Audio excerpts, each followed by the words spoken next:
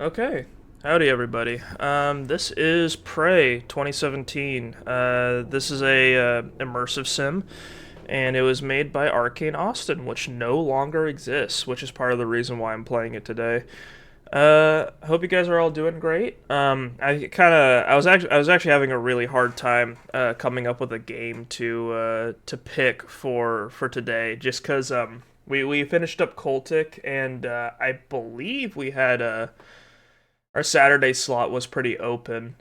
I don't think we were. Yeah, our Saturday slot was pretty open, and our Friday spot just opened up. I couldn't. I actually a couple things got scheduled yesterday that I couldn't really say no to. So I ended up I ended up not streaming yesterday, but we will play Cultic Interlude at some point just to get some continuation there. Although I'm pretty sure it's gonna end on a cliffhanger for chapter 2. That's just my guess. So I don't mind waiting at least a little bit to play that. But we're here. Yeah, I'm a little off today. Well, I feel like I say that every time I stream, so I guess it's just normal. But usually on the weekends, I wake up late and I'm like half delirious by the time I start playing a game. So it takes me a little while to get warmed up. Also, I got the sniffles again, which I did not notice until I sat down and pressed live. uh, Anyway, it's just me being me. But yeah, one thing that happened, I wanted to talk a little bit about it before we actually properly get started with the game. Now is the summer games fest. I'll timestamp this, so if you guys just want to get to the game, you can probably skip to the next chunk. But the Summer Games Fest happened recently, which was it happened yesterday actually, which I did watch the main show. I didn't watch any of the smaller shows after that, because usually the way I do it is that I like watch the really big ones. So I watched the Summer Games Fest, and I'm gonna watch the Xbox showcase, and I also watched PlayStation State of Play, which was honestly like a little light, not a lot, like a third. What was it? During the State of Play, like a third of the runtime or whatever was just them announcing that God of War Ragnarok is coming to PC. I thought that was silly. I saw Civ 7 was announced, and that's the only thing I know about games lately. That was a big one. It was Civ 7 was announced. You know what else they announced? They announced a DLC for Alan Wake 2 and then released it immediately. Like they just kind of had it sitting, and then they announced its existence and its release at the same time. So we're probably gonna play that next week. It's called Night Springs. Basically, it's like an episodic DLC where you play as a bunch of different characters that you didn't play as during the main game. One of them is Rose, like the waitress at the Oh Dear Diner, and they make a big show of her walking around with a fucking shotgun. Devs have been doing that recently. I actually really like it. I actually really like it when they go, "Hey, it's out right now," because that means like I feel like the most useless kind of announcement is when it's just a cinematic trailer that doesn't give you any gameplay, and then they're like, yeah, this will come out next year at some point. Like I'm glad I know it exists, but it's like I kind of wish I knew more that's real. Like Civ 7 I'm excited for, because I generally have high hopes for the Civ games, but also they had one other thing going on where uh the guys that make feel good about them having a product on the table that works. Yeah, definitely. No, Sid Meier is pretty solid. Um, hmm, what else? It was like there was a game being met. Is the chat overlay broken? I don't think so. Sorry, hang on.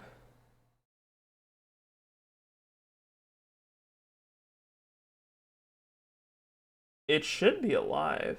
Oh, hang on. Where the hell is it? Hang on. Sorry.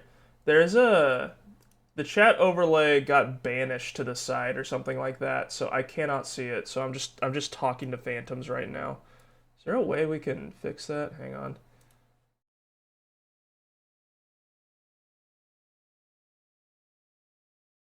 Width height. Uh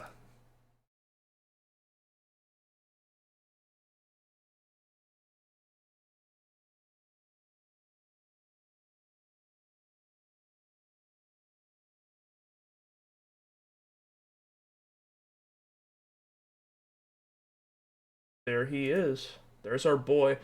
Basically, I was really surprised by the Summer Games Fest because I think Jeff Keighley let out a tweet at some point that said let out a tweet at some point that basically said yeah, expect a light show this year, and I actually don't think it was that light at all. It was pretty solid. Like I was pretty hyped for Civ 7. I really appreciate that he mixed in some smaller games. I was over the fucking moon when I saw fucking what was it, Killer Bean, the video game. And it's like Mad Max. Not Mad Max, fucking Max Payne.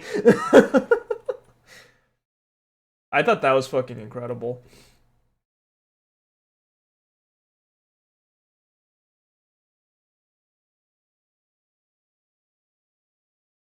Okay, Kirk, could you chat again really quick? Yeah, there he is. Okay. I did the old classic. I deleted it and then returned it to existence. The anywho, sorry, this is what the game sounds like. The I need to turn this fucking music down, sorry. I noticed this when I watch my streams back over, but basically is that not affecting anything at all?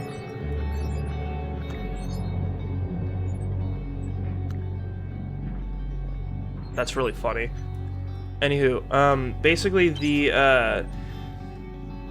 where was I? I get derailed a lot when I stream, I notice, because I usually watch my streams back over, but one thing I notice is that sometimes I'll start a thought, and then I'll get distracted by something, and we'll never return to the original thought, which is great. Extremely confusing. I love it. But yeah, Summer Games Fest was cool. I thought it was really funny how we had two separate video games that were... Okay, nice, sorry. Point I was going to make earlier. There was a game called No Room in Hell 2. It's made by the Chivalry devs. They made the original one.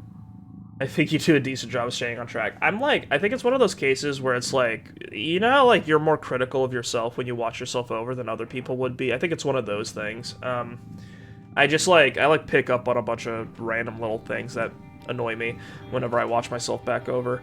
But,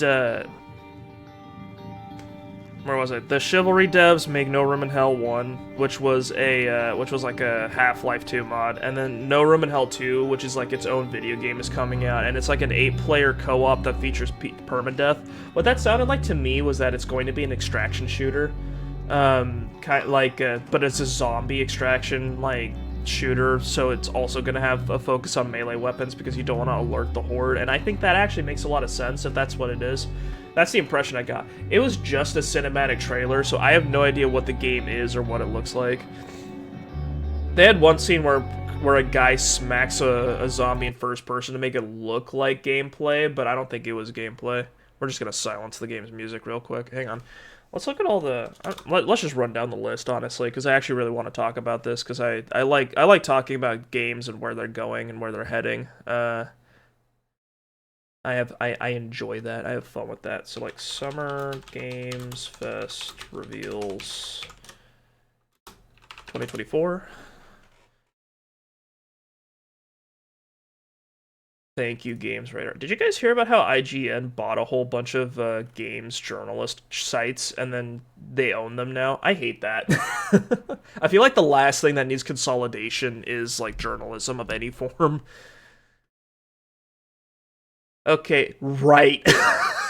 You wanna know what they fucking opened with was Lego Horizon Adventures. So you remember, you know Horizon Zero Dawn and Horizon Forbidden West? There's a Lego one of those now because it's a big enough franchise for that, which I thought was funny.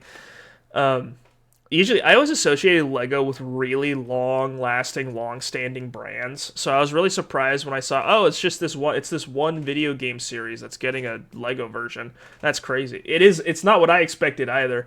Could you imagine like a Lego Fallout or like a Lego fucking or like a Lego Alan Wake or something like that?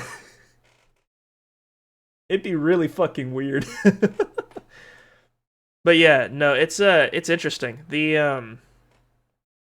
But yeah, there's that's what they opened up with. It's interesting because it's a Lego game that has lighting. Like there's a lighting in Lego Alan Wake would honestly that would be kind of funny. I think it'd be really funny if you had a Lego game that was supposed to be it's like horror comedy. So it's like they're making fun of horror games and the things you're shooting at are just a different like brand of toy. Naked Nightingale. That's all like they just have a little you've got the little Lego torso and you've just got like a bit like a butt crack on the back. They just a little, just a couple of curved lines at the back. It's like, yeah, you know what that is. In the front, they got like a little dongle. That'd be funny. He just explodes. Just they put the knife in, and then he just explodes into bits. Yeah.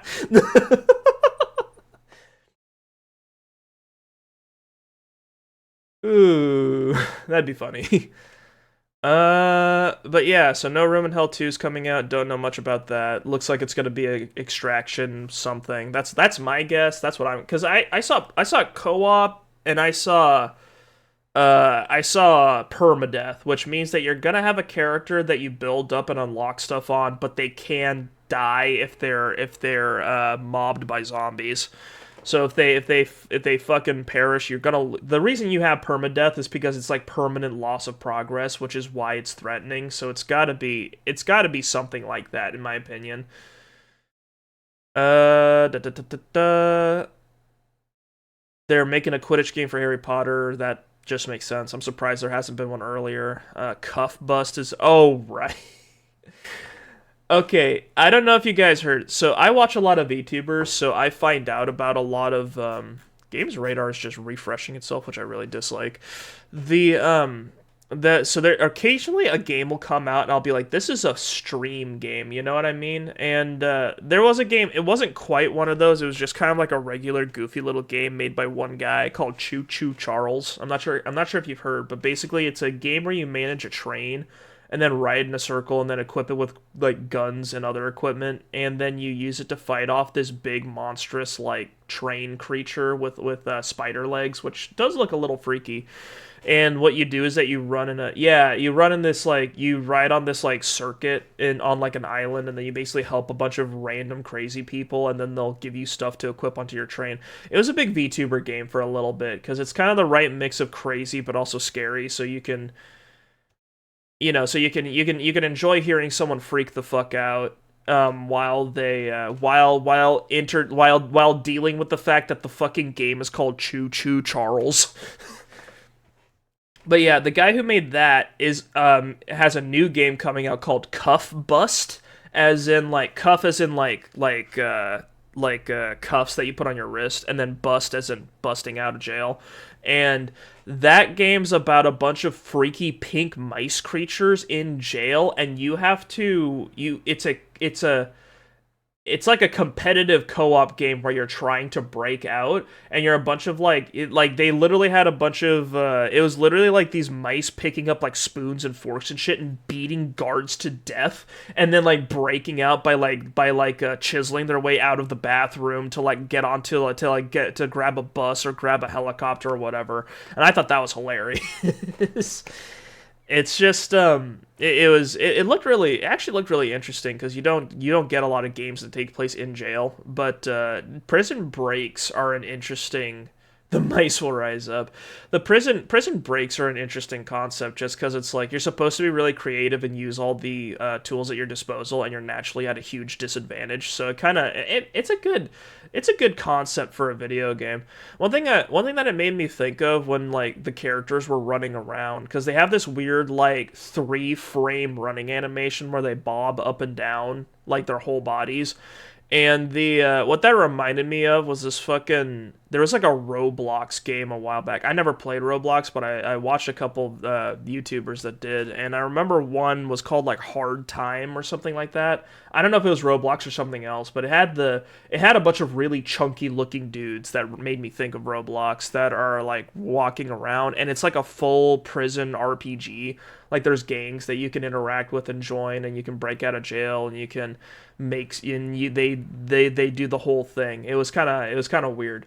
But anyway, that's what it reminded me of, because it kind of had that same sort of like janky, like roughly animated, but there's a lot going on kind of vibe. There were so many fucked up Roblox models in so many games like that. Oh yeah. Roblox Roblox is extremely funny because it's basically run by children, and like children that grew up but stayed children, if you know what I mean. And as a result, you just kind of get the full, you get a lot of weird shit going on where it's like, oh, this is supposed to be an infinite playground of creativity for like children and teenagers, right? And then it's just like, oh, the children are running the minds now, yeah. What's this what's one of the most popular games? Oh, it's Phantom Forces. So we take all of these goofy little Lego men that normally look fairly friendly, and we put them in fucking we put them in fucking military equipment, and they shoot each other, and apparently it's good. Apparently it's legitimately a good shooter. Yeah. Very funny. But yeah, it's Roblox is so fucking weird to me. I remember when I was a kid, because I didn't have a computer that could run it, like and as a result I was super jealous whenever I heard it being described to me by other kids, because they would play stuff, and they would talk about how Roblox was like every game in one game, and then I would just be super jealous, and because I couldn't play it. Very rough. Anyway, I'm an adult now and I can play anything, so we're out of that hell, thank God. What else? There was I watched the live stream for Summer Games Fest with a couple other people, which was extremely funny in my opinion, because they had one of the games that was shown off was called Neva, I think, and it's one of those. It gave me real Ori and the Ori vibes, like that whole series, where it's a 2D like platforming and combat sort of setup, where you run through these really gorgeous looking environments and you fight shadow creatures. Looked very like Ghibli or Ghibli or whatever the fuck the Studio Ghibli's like. It had very very Ghibli vibes to it for me. And and then you're teaming up with like a ghost deer. There were two separate games at Summer Games Fest that were like young adult and deer team up to fight the monsters.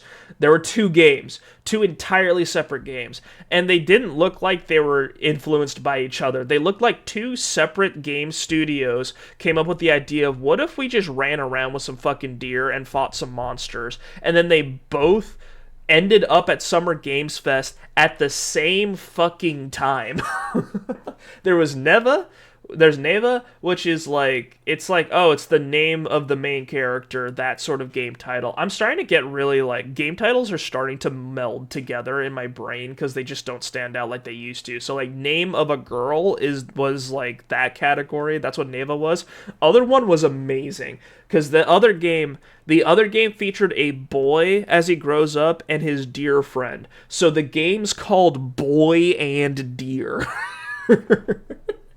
Just exactly what you'd expect. Boy and Deer coming soon. Coming in. Hang on, let's get the music in the background.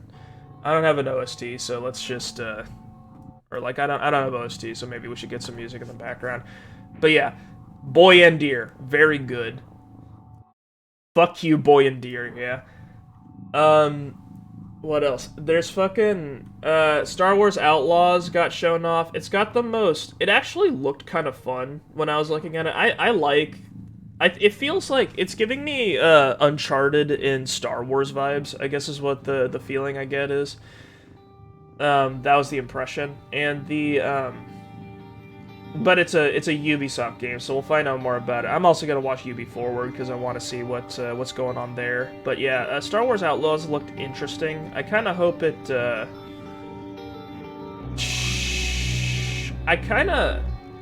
I want to find out more about what its actual gameplay is, because if it actually has, if it turns out good, it turns out interesting. I'd like to. I actually might play it, because it's like it just feels kind of like Ubisoft got their hands on the Star Wars license. They wanted to make their own thing in that in that franchise because EA kind of had it locked down for a little bit, and they've been making a lot of money with the games that they made there. They've got like Jedi, what is it, Jedi Survivor, and the one before that, and EA has like the two Jedi games, which are very similar in terms of presentation. I think like you play as a plucky young hero from a third-person perspective, and then you just fuck around in the Star Wars universe. That's kind of the vibe I got. But yeah, we'll see how that goes. It was a cinematic trailer. They did show some of what looked like gameplay, and we'll learn more during the Ubisoft show. But it looked interesting. I'm willing to give it a shot, just because I really like Star Wars games when they're not focusing on Jedi. Honestly, I just don't like Jedi and Sith. Is the kind of I want to like Star Wars because I kind of like how one thing I appreciate about that setting is that they have so many alien races that it actually feels more authentic than because in Mass Effect there's like 6, but in Star Wars it's a galaxy with way more to count. Like there's so many different alien species and they all look fucking weird, and I actually appreciate that. But I always found the light side, dark side stuff kind of hokey. I wasn't really into it. But yeah, Star Wars Outlaws, kind of, if it gets the same vibe as I should stop saying that word. If it gets the same, if it hits the same tone, Star Wars is a lot richer when it's surrounded by a galaxy that is impacted by the struggle. Yeah, I feel like Star Wars is a lot better when you're dealing with ordinary people, just because they don't really, when you're dealing with Jedi and the Sith, the Force and the dark side and the light side and a bunch of basically pseudo magical fantasy stuff completely takes over the narrative. So you kind of, everyone else seems way less important as a result, and I don't really, I thought it was cool as fuck when I first ran into it, but it's been so played out, in my opinion, because it's we've had the whole deal where it's oh, the Jedi are good, the Sith are evil, oh, the Jedi can become Sith if they get tempted into evil, but maybe that's because of the Jedi's, arrogance, and that was in, the main series, and then it's oh, what if there was, a secret third group that's actually pure neutral, and they're great Jedi, and they're so cool because they're actually better, because they actually, they actually stay out of all the galactic politics and don't take sides and stuff like that. And then there's oh, what if you had a Sith that actually redeemed themselves and turned into Jedi? What if you yada yada yada yada? I feel like the whole concept's gotten a lot of play, and I think I'm kind of over it. I thought The Mandalorian was fantastic because I got to see another side of the setting that just didn't seem to get a lot of play. I also really liked the early part of Knights of the Old Republic before you become a Jedi. But yeah, it's that's one of the main reasons why I'm curious how Star Wars Outlaws is going to go. However, it is a Ubisoft game, so there's plenty of opportunity for them to fuck it up. It's kind of, it wouldn't be the first time where Ubisoft presented me with a concept that at first I was like, man, that's really cool, and then they dropped the fucking ball. So we'll see. I've got my eye on it. That's my current opinion on Star Wars Outlaws. So we'll see where it goes. Star Wars games are hard enough as it is. Yeah.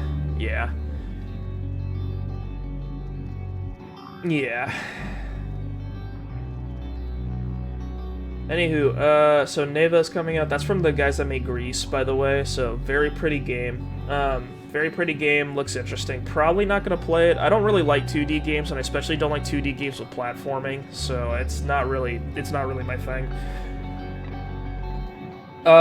Civ 7 was confirmed. It was just a cinematic trailer for Civ, but it has a really cool look.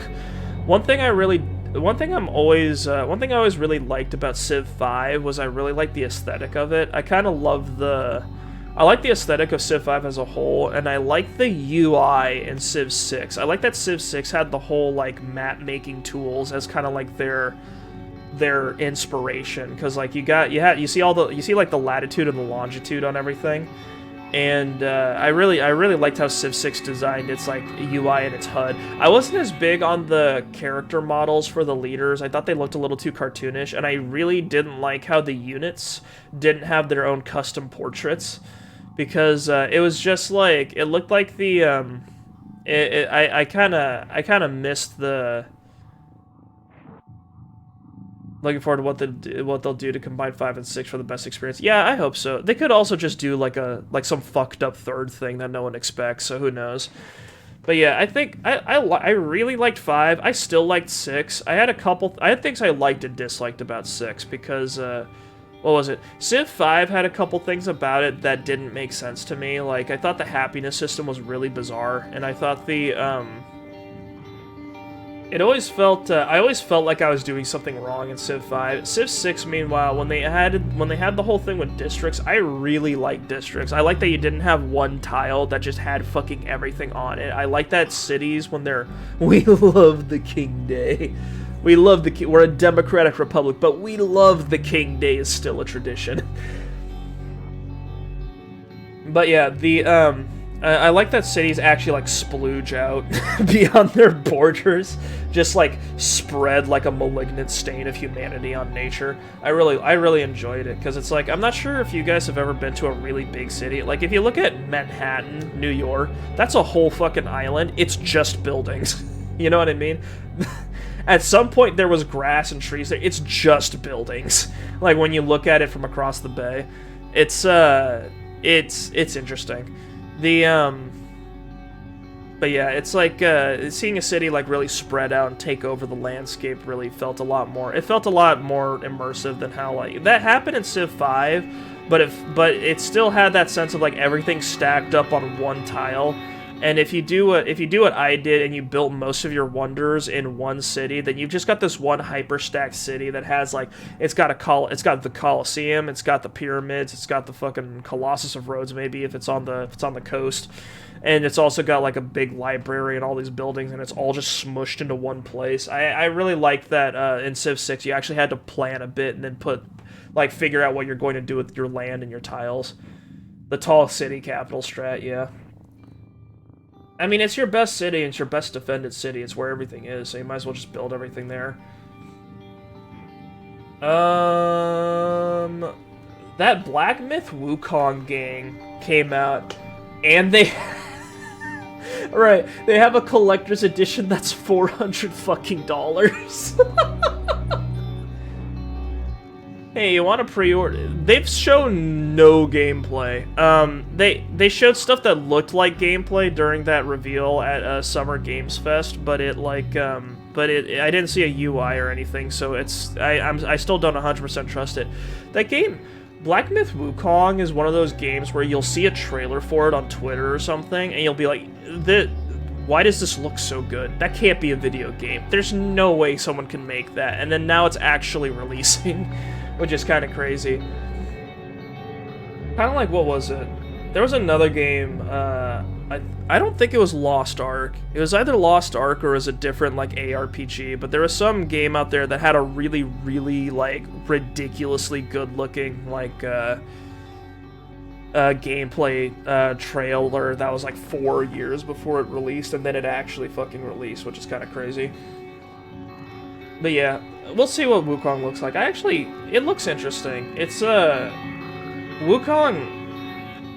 Journey to the West, I think, was what the original story is called. That has been, I don't know if it's like, I don't know, I guess that's like China's favorite myth, because I feel like I see Wukong fucking everywhere. There are Monkey Kings fucking everywhere. There's a Monkey King in Dota. There's a Monkey King in League.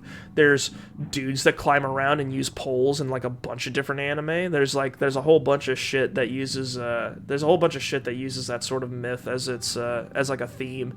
So I'm curious what an actual game that's about the Monkey King would actually be like, so I'm curious how it'll go. I hope it's like a real video game, and instead of just a tech demo. Once Human was revealed. I don't really have opinions on it. It didn't really stand out to me when I was watching it. It looked like it had I think that one had a very Division look to it, just because it's like dudes with big backpacks shooting guns, mainly. They did show off a monster way at the end when they did the title drop, which is this big fucking whale thing that's like half airplane. I saw something that was flapping its wings but had airplane turbines on its wings, and I looked at that and I was like, okay, nothing in this trailer stood out. That's pretty fucking cool.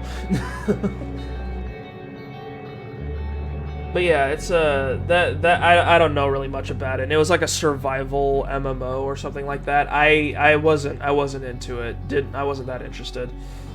But yeah, it releases July 9th, so that's pretty soon. We'll see.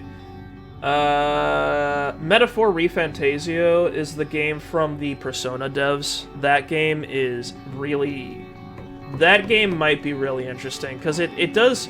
I know Persona's based off of Shin Megami Tensei, so, like, automatically assuming that something that developer made was is Persona is like generally incorrect.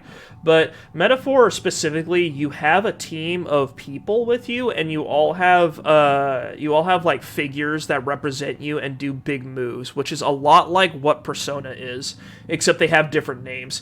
So I think that's I feel like it's fair to compare it to Persona. They have the super flashy menus, which is great. That's kind of just what Persona. That's kind of what that team does now, which I think is great. And they also have jobs, which I think is interesting. They have 40 jobs, like Final Fantasy style jobs, which I thought was actually cool. I didn't pick up too much on how that actually was going to affect the gameplay. I really want to know how the game actually plays. But it looked really interesting. I'm definitely going to give that game a shot when it comes out, I think, unless it's garbage. It's probably not going to be garbage. They generally do good work. But yeah, I'm looking forward to it. We'll see. Also, one thing about Metaphor ReFantasio, I feel like so like fantasy anime, right? I feel like there's like levels of abstraction when it comes to the original, when it comes to like the game's like a genre's original inspiration, and then like, but like you know how it's like you'll get inspired by something and that thing was in turn inspired by something else, and then that thing was inspired by something else, and how like the further you go along the line, like the originator, like you get further away from the originator, and then like less of it exists as you go further along the chain. So like with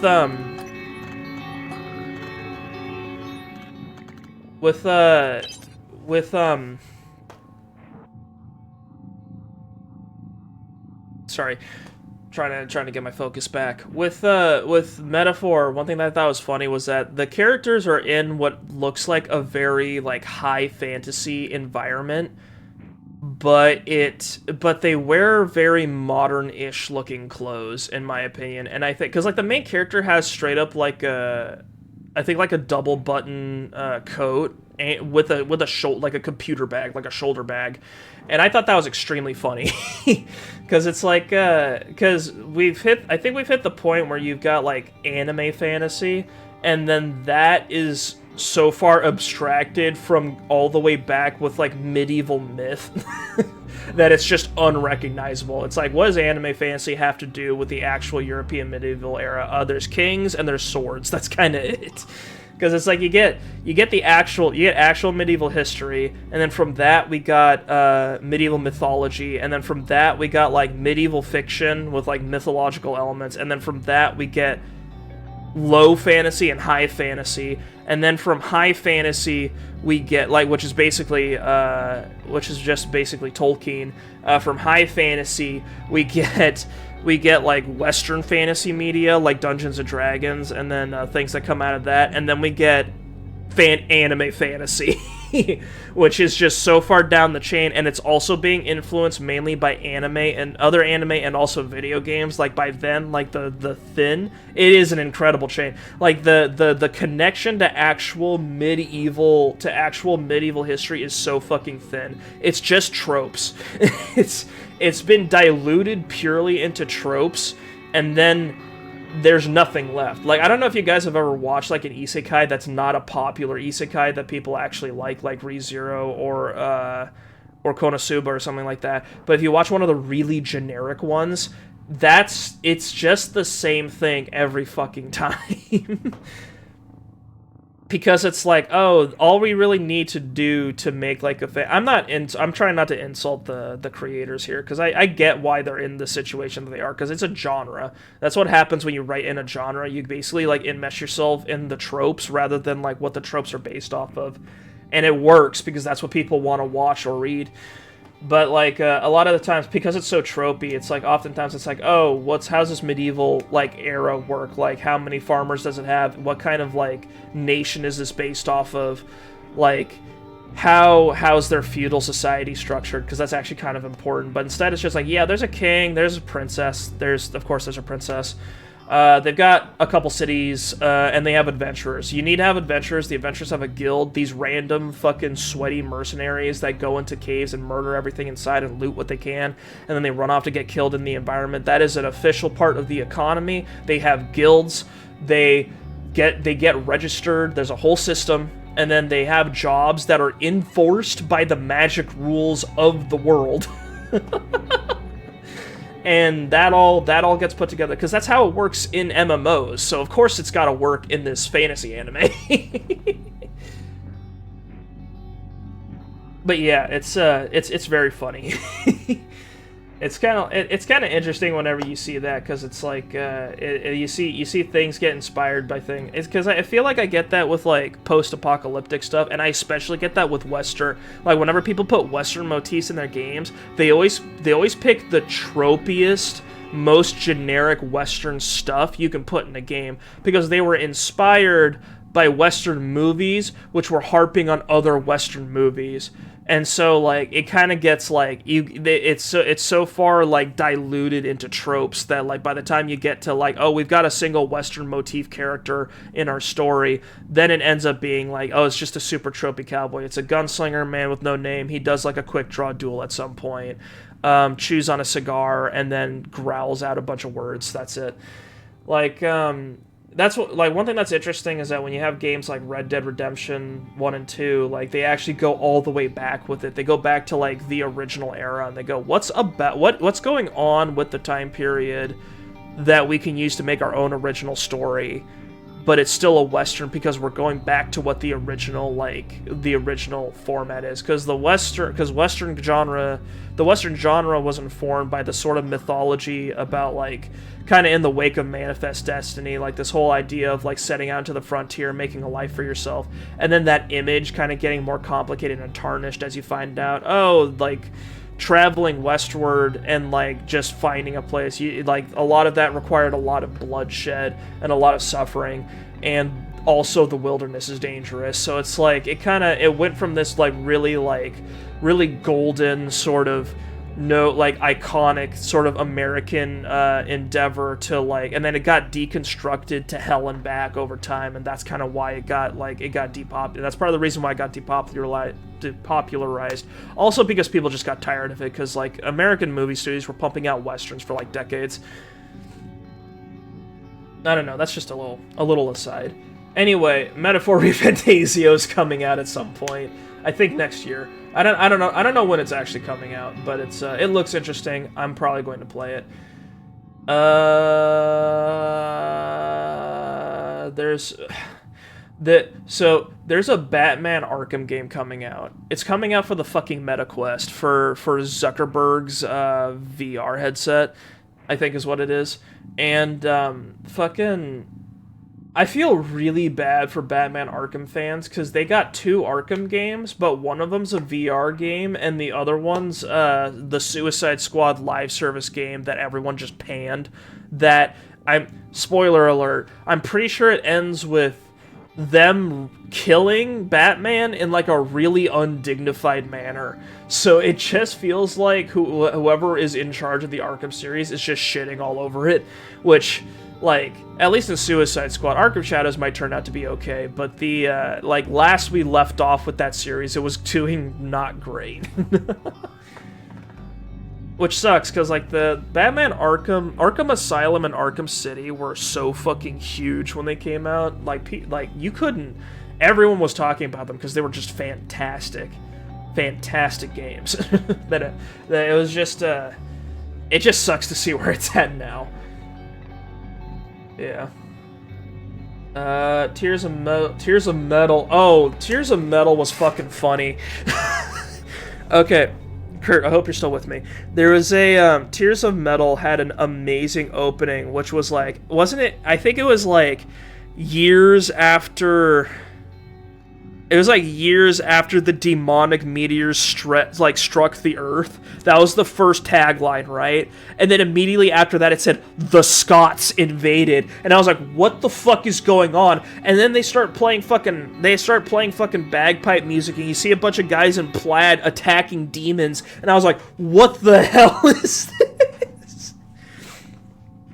I was so with it. I was amazed. I thought it was fantastic. It's a hack and slash sort of Dynasty Warriors. That's the impression I got from it. Co-op roguelike game where apparently you kind of like cross like a map, which I assume is like Scotland essentially, and you fight off this like fucking meteor demon invasion, and then you chop them up in like hordes at a time. And that game looked really fucking fun. I'm not into like that whole Dynasty Warriors gameplay style, but I might get it because it also had like a really unique comic book sort of art style to it, which I was really digging when I saw it. I thought it was really cool. Another Dragon Ball game, not my thing. Delta Force Hawk Ops was interesting. It kind of had. If you look at me and you say there's a game called Delta Force Hawk Ops coming out, I think I've already forgotten the name by the time you finish the sentence. You know what I mean? Because it's a game I think it's made by a Chinese developer. I'm not sure though, because it's like I saw the game's title once before, because usually what I do sometimes in my free time when it's really late and I'm not in the mood to think is that I'll just watch like reload animations from FPSs, and because people make compilations of them, because I think they're really cool, seeing how like characters like manipulate the weapons to like do certain things. And Delta Force Hawk Ops was one that I saw, but I think I caught like a bunch of really early footage because some of the animations were custom, but some of them I think were like one-to-one with like Modern Warfare reload animations, because I think the studio I read in a comment, this might be completely wrong. I read in a comment that like the studio had worked on some like Call of Duty Mobile or something like that, and they might have had the files left over and they were using them as placeholders. But yeah, it looked interesting. It looked like a mission-focused co-op first-person shooter. And I think I saw some class or like character. I shouldn't say RPG. It looked like they had some class or like character-specific stuff going on, because they had a character do like a speed boost when he like not just sprinting, but like had like the wind going by him and all that, like just sprinted up a staircase, and that was really interesting. So I think that one looks like it'll be an interesting FPS. It feels like one thing I really appreciate is that it feels like the FPS genre is kind of moving out of its because I feel like for a while everything was just match based like PvP, and then after a while everything was battle royales. And then now it seems like we're settling into, like, we're getting some more variety again, which I appreciate. So, like, getting more co-op, mission-focused games, getting more variety, that would be really nice. So if Delta Force Hawk Ops turns out anything like Rainbow Six Vegas or anything like that, that would be really great, I think. That'd be something I think the genre really needs, because I don't feel like we get stuff like that a lot anymore. One reason I liked Payday a lot is because they kind of really held down the squad-based mission game for a while. Although from what I hear, Payday 3 wasn't that well. Like people who are really big fans of Payday 2 weren't huge on Payday 3. That's what I heard. Fatal Fury: City of the Wolves is coming out in 2025. I watch a couple people that play fighting games, and they seemed really, really excited, because I think City of the Wolves is like it's the name of a really classic 2D fighter, and because of that, it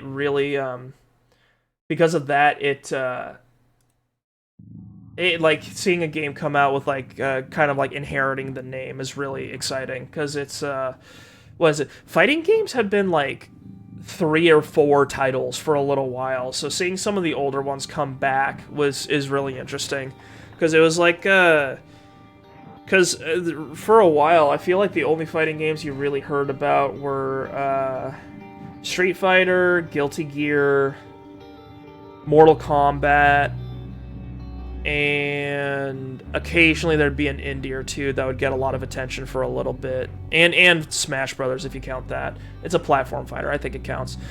And seeing more games come out to try to muscle in on the genre and make it more interesting is cool, I think, because it's one of the hardest game genres to get into, but I feel like that doesn't mean it should be neglected. It's interesting. They've been having like a kick-ass couple of years, so I'm glad to see stuff still coming out, and that momentum hasn't bled out or anything yet. A game called Battle Crush, which was reminding me of Battle Right. That was my impression of it. Looked very cutesy, which was something. I might end up playing that. I have a couple friends that play a lot of League of Legends, but one of them really just cares about team fighting and isn't as big on like the farming or the other mechanics. So Battle Right was kind of like a very distilled version of the MOBA experience, and Battle Crush is like that. I might end up playing that with him because he might ask me to, which I wouldn't be opposed to. Mecha Break. What was Mecha Break? Mecha Break was a mecha-ass mecha game. It had the whole... You know that thing... If you've ever seen gameplay of a classic mecha game where, like, you see a robot going really fucking fast and you see all these projectiles just flying past it, and it looks like your brain, your synapses are getting set on fucking fire. That's what Mecha Break looked like to me. It looked really exciting. I don't really play mecha games because they're too fast, but I thought it looked cool as hell. So I was excited to see that. Blumhouse. Blumhouse. This was actually really interesting. Blumhouse is they make horror movies, right? Like they're a horror movie studio.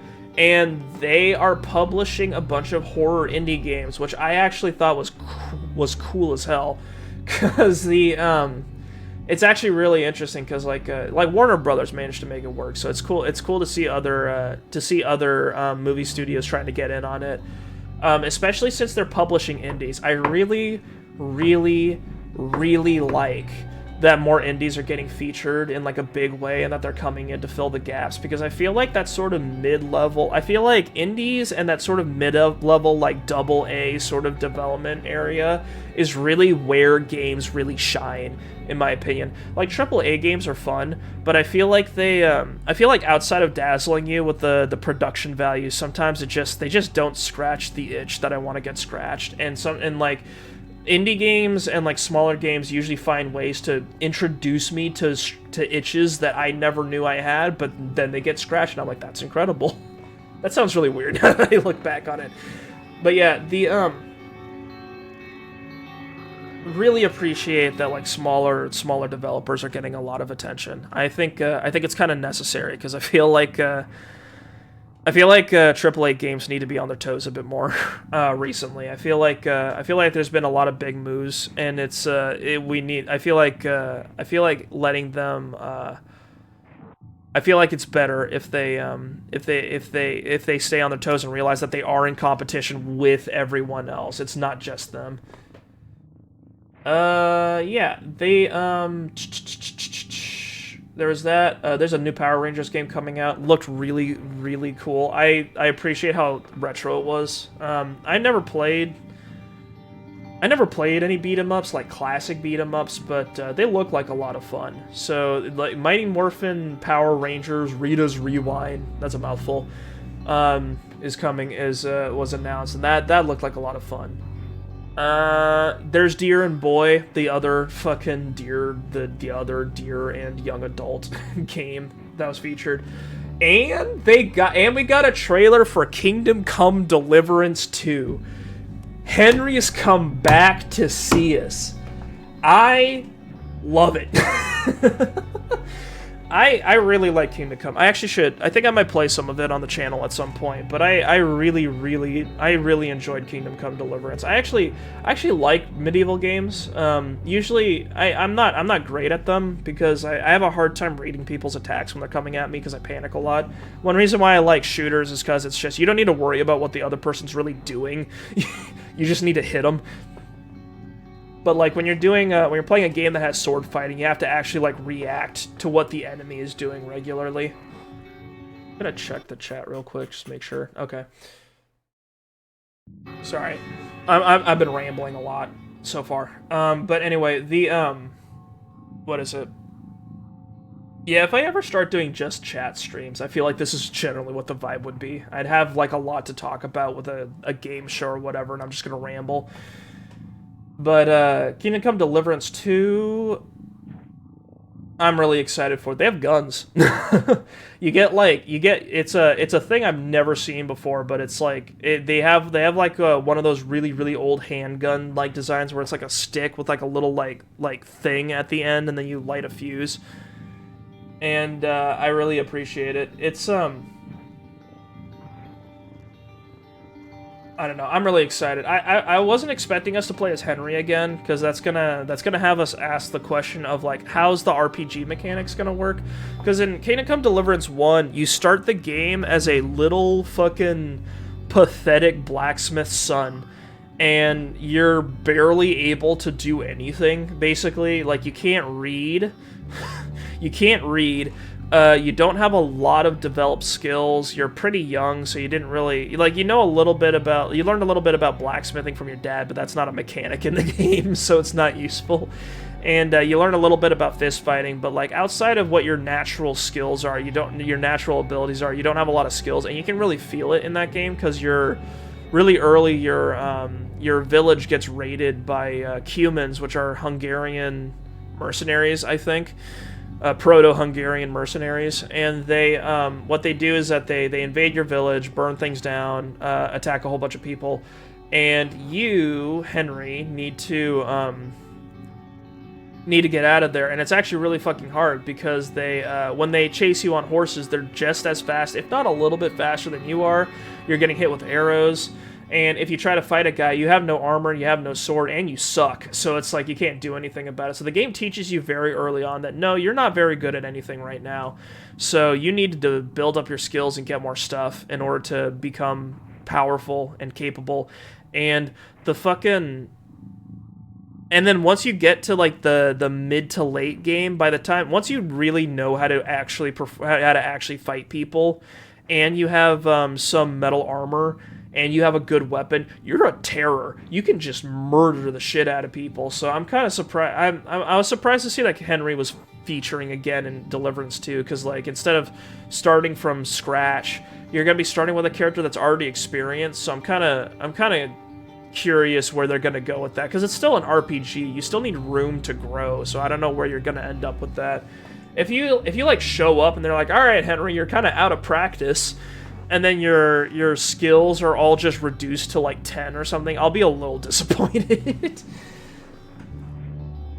I'll be like, I don't know. I don't know, man. A game... Okay, there's a game... The next game that got announced, I'm gonna be very careful about pronouncing it, because it's a dangerous word. Slitterhead? Is releasing soon, which is, I think it's a game that takes place in China. I think it takes place in the vicinity of Kowloon Walled City, but I'm not sure. That one, I'm not sure if I'm pronouncing it right or if I'm referring to the correct thing, but the hang on. Let me double check something. Where is that? Yeah, Hong Kong. That's right. Is that where? Hang on. I don't want to mess this up, because if I come up with if I say the wrong thing, it'll be disrespectful to a lot of people.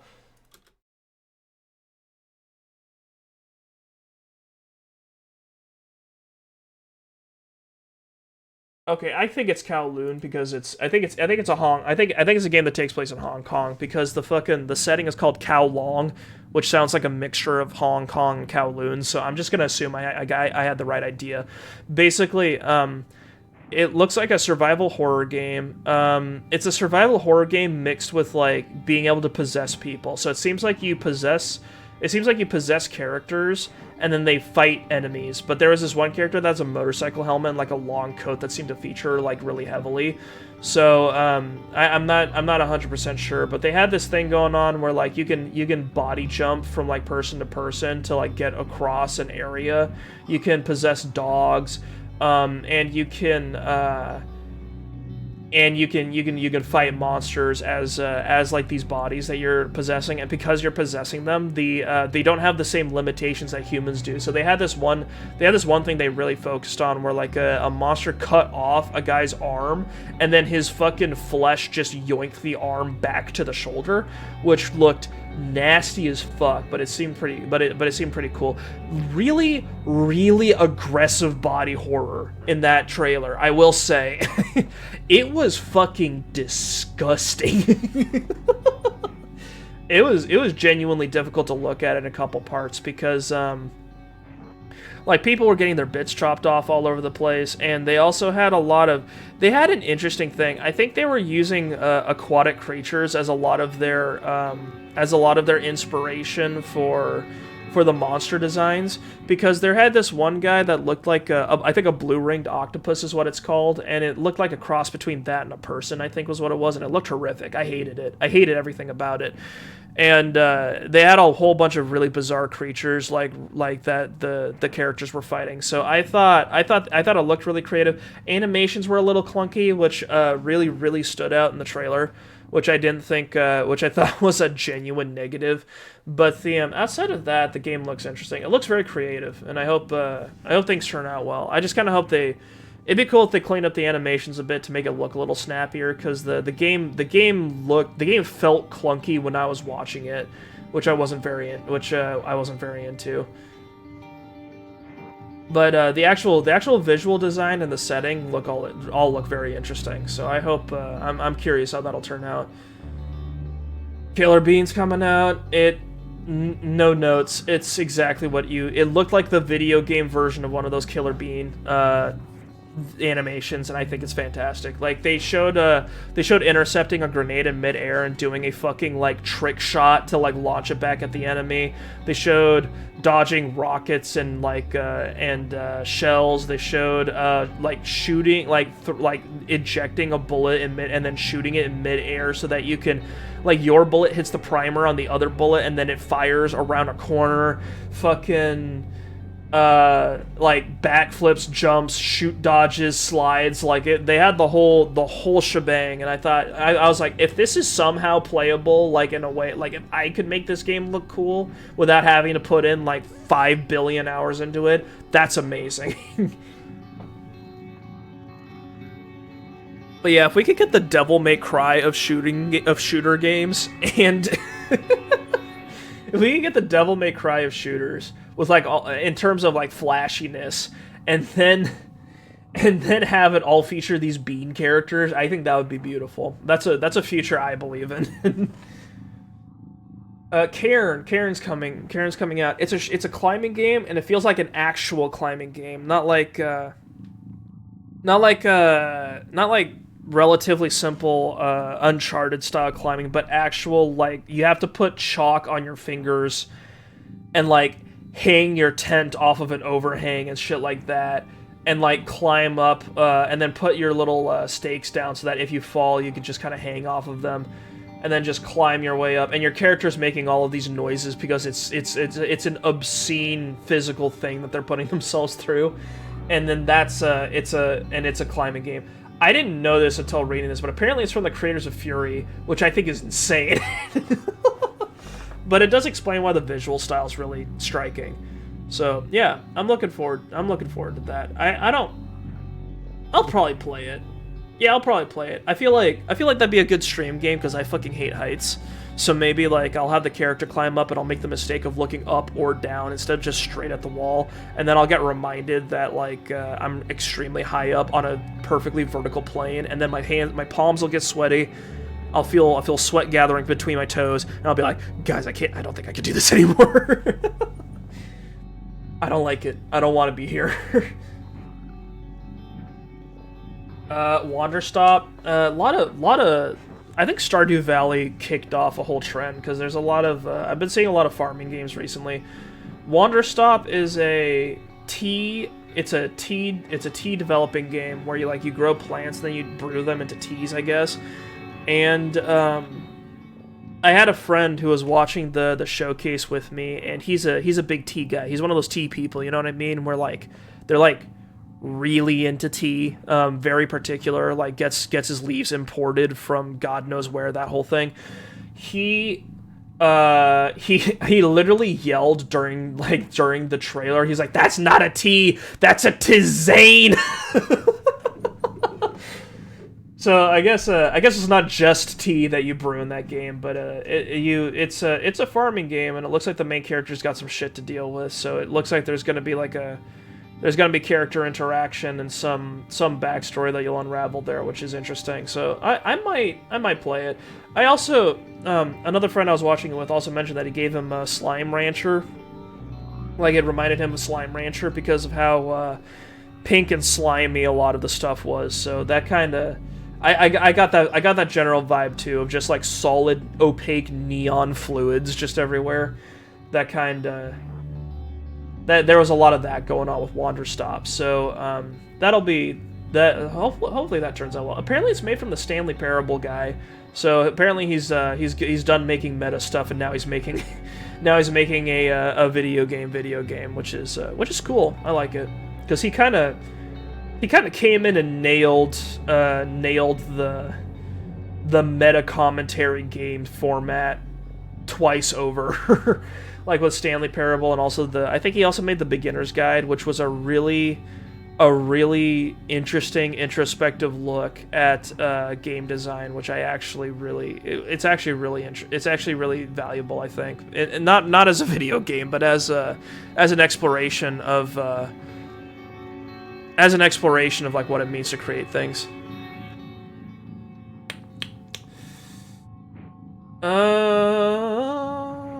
Unknown 9 Awakening was a very, I'm going to say, South Asian game. It was interesting. It looked like a South Asian sort of adventure game where you were you were possessing people and then smacking enemies around while possessing them, which was we had a couple of possession games. I kept yelling, "Is this Mind Jack?" every time I saw someone like teleport the soul into another character, which I think was funny. I'm not sure, but it was interesting.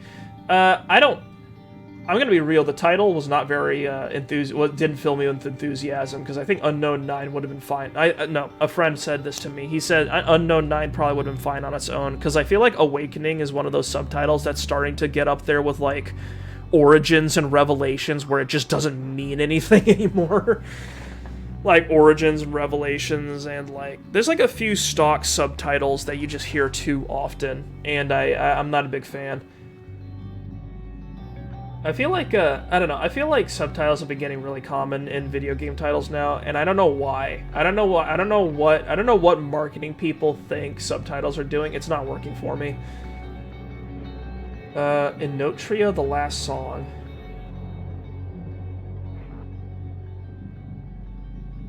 I don't remember what that game was. Hang on. It's tickling my nerves real quick.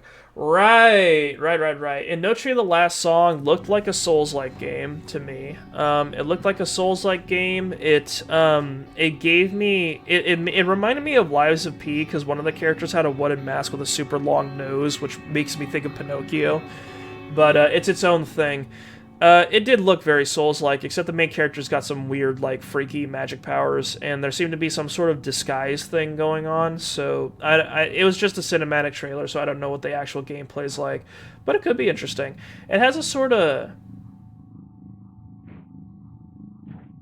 how do I put this? It's got, like, a unique, very Spanish vibe to it, I guess is how it felt to me. And it felt very late medieval, I guess. It's like, because usually when people go medieval ages, they just mix up all the different eras. And No Trio felt like it was going for a specific time period when it was going for its aesthetic design, which I think was interesting. That's one thing that stood out to me with how the characters were designed. But yeah, that was kind of it. Enotria, First Descendant. Oh, I think was First Descendant the that super Korean looking game. It was published by Nexon, I think. Oh yeah, it was. Okay, so I played Nikke and Stellar Blade got out there. I'm developing a stereotype in my brain when it comes to games developed by because there's certain trends that you notice, I think, in certain areas of the world when they release games. Like usually, I think America and Europe tend to hit the same genres a lot. I feel like America tends to do shooters more often, but except for Supergiant, which just do their own thing, whatever the fuck they want. America tends to make a lot of shooters. Europe tends to make a lot of open world adventures, I think. And Eastern Europe, like obscure Eastern European developers almost always make really horrific, like, the setting's horrific, not the gameplay. Post-apocalyptic games, that's very common. Very grim, very depressing, very introspective. That's one thing I tend to associate with, like, Slavic countries whenever they make games. Japan makes a lot of RPGs, and Korea is starting to, like, give me the vibe that they make sci-fi games with extremely pretty characters, and they'll feature at least one woman with a jumpsuit that's just fucking crawling into her ass crack, basically. Just that's the trend. It's not, I'm not saying I have a whole bunch of examples, but we've got the First Descendant and Stellar Blade, and it's starting to become a pattern. That's all I'm saying. Obviously, you've got studios like Project Moon that are kind of breaking the mold a bit, but it's like generally characters with like really, really good skin and really, really tight outfits. I'm starting to notice kind of come from. I'm starting to notice those are coming from South Korea. I might be wrong on that though. Not like Japan hasn't done that, to be honest, or America, but it's just like a thing I'm noting for now. But yeah, the First Descendant, I didn't see too much gameplay. It looks like it's I think it's like a, what is it? It's a looter shooter. That I did not get that from the trailer, but it's a looter shooter apparently. I saw a lot of very pretty characters, girls in jumpsuits, guys in actual armor. You know, the classic gender-based game design sort of thing people have been complaining about forever. But the one thing that's interesting about the designs is that people have futuristic armor, but they also have like animal motifs going on with them, like horns, and the main character has like bunny ears, or the main female character I was seeing had like a bunny ear thing going on with her helmet. And a lot of really aggressive movement. I was actually really impressed by how the characters were moving around just with the animation, because there's a lot of slipping and dipping and flipping going on, which I actually really, which looked really interesting, which I guess explains why the characters look so aerodynamic. So we'll see how the gameplay goes. I feel like, I mentioned this to a friend, but I was like, man, if we could get one of these games and it plays like Vanquish, that would be really cool. Because Vanquish was a really momentum-focused shooting game that had a lot of crazy shit going on that was way ahead of its time, in my opinion. Because, like, you think Apex looks crazy? Apex, Vanquish looked obscene. Like, it was hard to keep track of what was going on because of how fast the characters were moving and how many little things they were doing. So yeah, I thought That was my impression on the First Descendant. It was I didn't get to see what the game actually went like, and it's a looter shooter, so I don't know how the loot's gonna go, which is like a huge part of it. So current opinion is we will see. Was Diablo really big in South Korea? I feel like it might have been. I feel like, oh yeah, Lost Ark was another one of those games where the characters have like really perfect skin. Lost Ark and Black Desert has like really like characters that are really like doll-like because they have really perfect skin and perfect features, but they don't animate their faces much. So like you have someone who looks really just obscene, like kind of like uncannily perfect with no facial animation while they like do slides and backflips and cartwheels and shit while they're doing all of their moves. starting to feel, I feel like that general aesthetic, like I look at that and I'm like, that looks very South Korean to me. Oh, the fucking Among Us guys are publishing now, which I think is actually really fun. I actually really appreciate, because they were like, we wanted to take some of the money that we're making from our very successful indie game and put it towards other indies so that they can enter the space. And I was like, yeah, cool, amazing, fantastic. And they have a whole line of interesting indie games that are going to be coming out, which I think is cool. They kind of came and went really quickly, but they definitely looked like indie games. So looking forward to them. There's also an Among Us TV show. Yeah, I was not expecting that. It's animated, which is great. I feel like any animated shows we can get will be more the merrier, I think. And I was expecting it not to be voiced because of how they were presenting it and just because of how Among Us is, but they've got a whole cast, so I guess maybe it is voiced. We'll see. I hope it's fun. I hope it's funny. I hope it makes a lot of nods to the game. I hope it's its own thing, that sort of thing. All the usual you'd expect from a video game adaptation. I hope it's not garbage. Because if there's one thing Among Us is not known for, in my opinion, it's lore. I don't think there's much Among Us lore. I don't really go out looking for it, but whatever. Sonic X Shadow Generations is coming out. I was not certain if this was just a collection of old games or its own game, but it seemed like a new game with like old games built into it, I think. I wasn't entirely certain, but it looks exciting. I heard Sonic Generations was pretty well received, so hopefully it goes well. The Sonic series is like really tumultuous.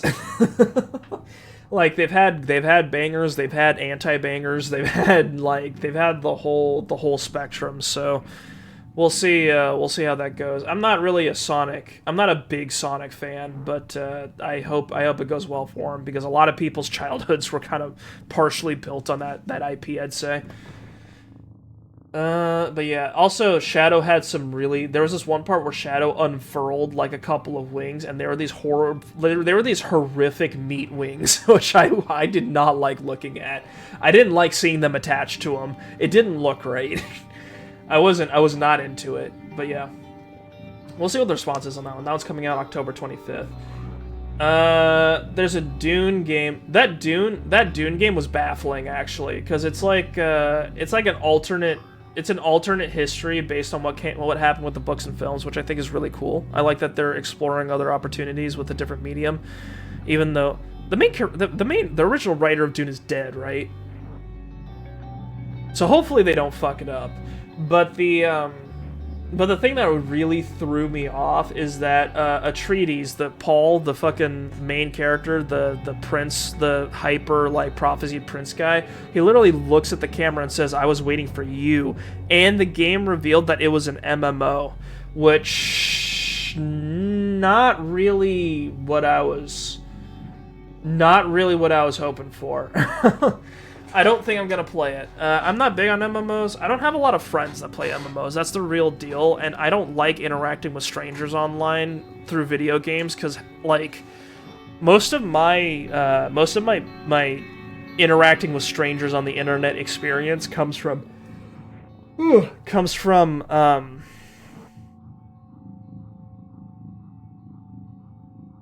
FPS games, and so that means most of the interaction I've had with people has been very negative.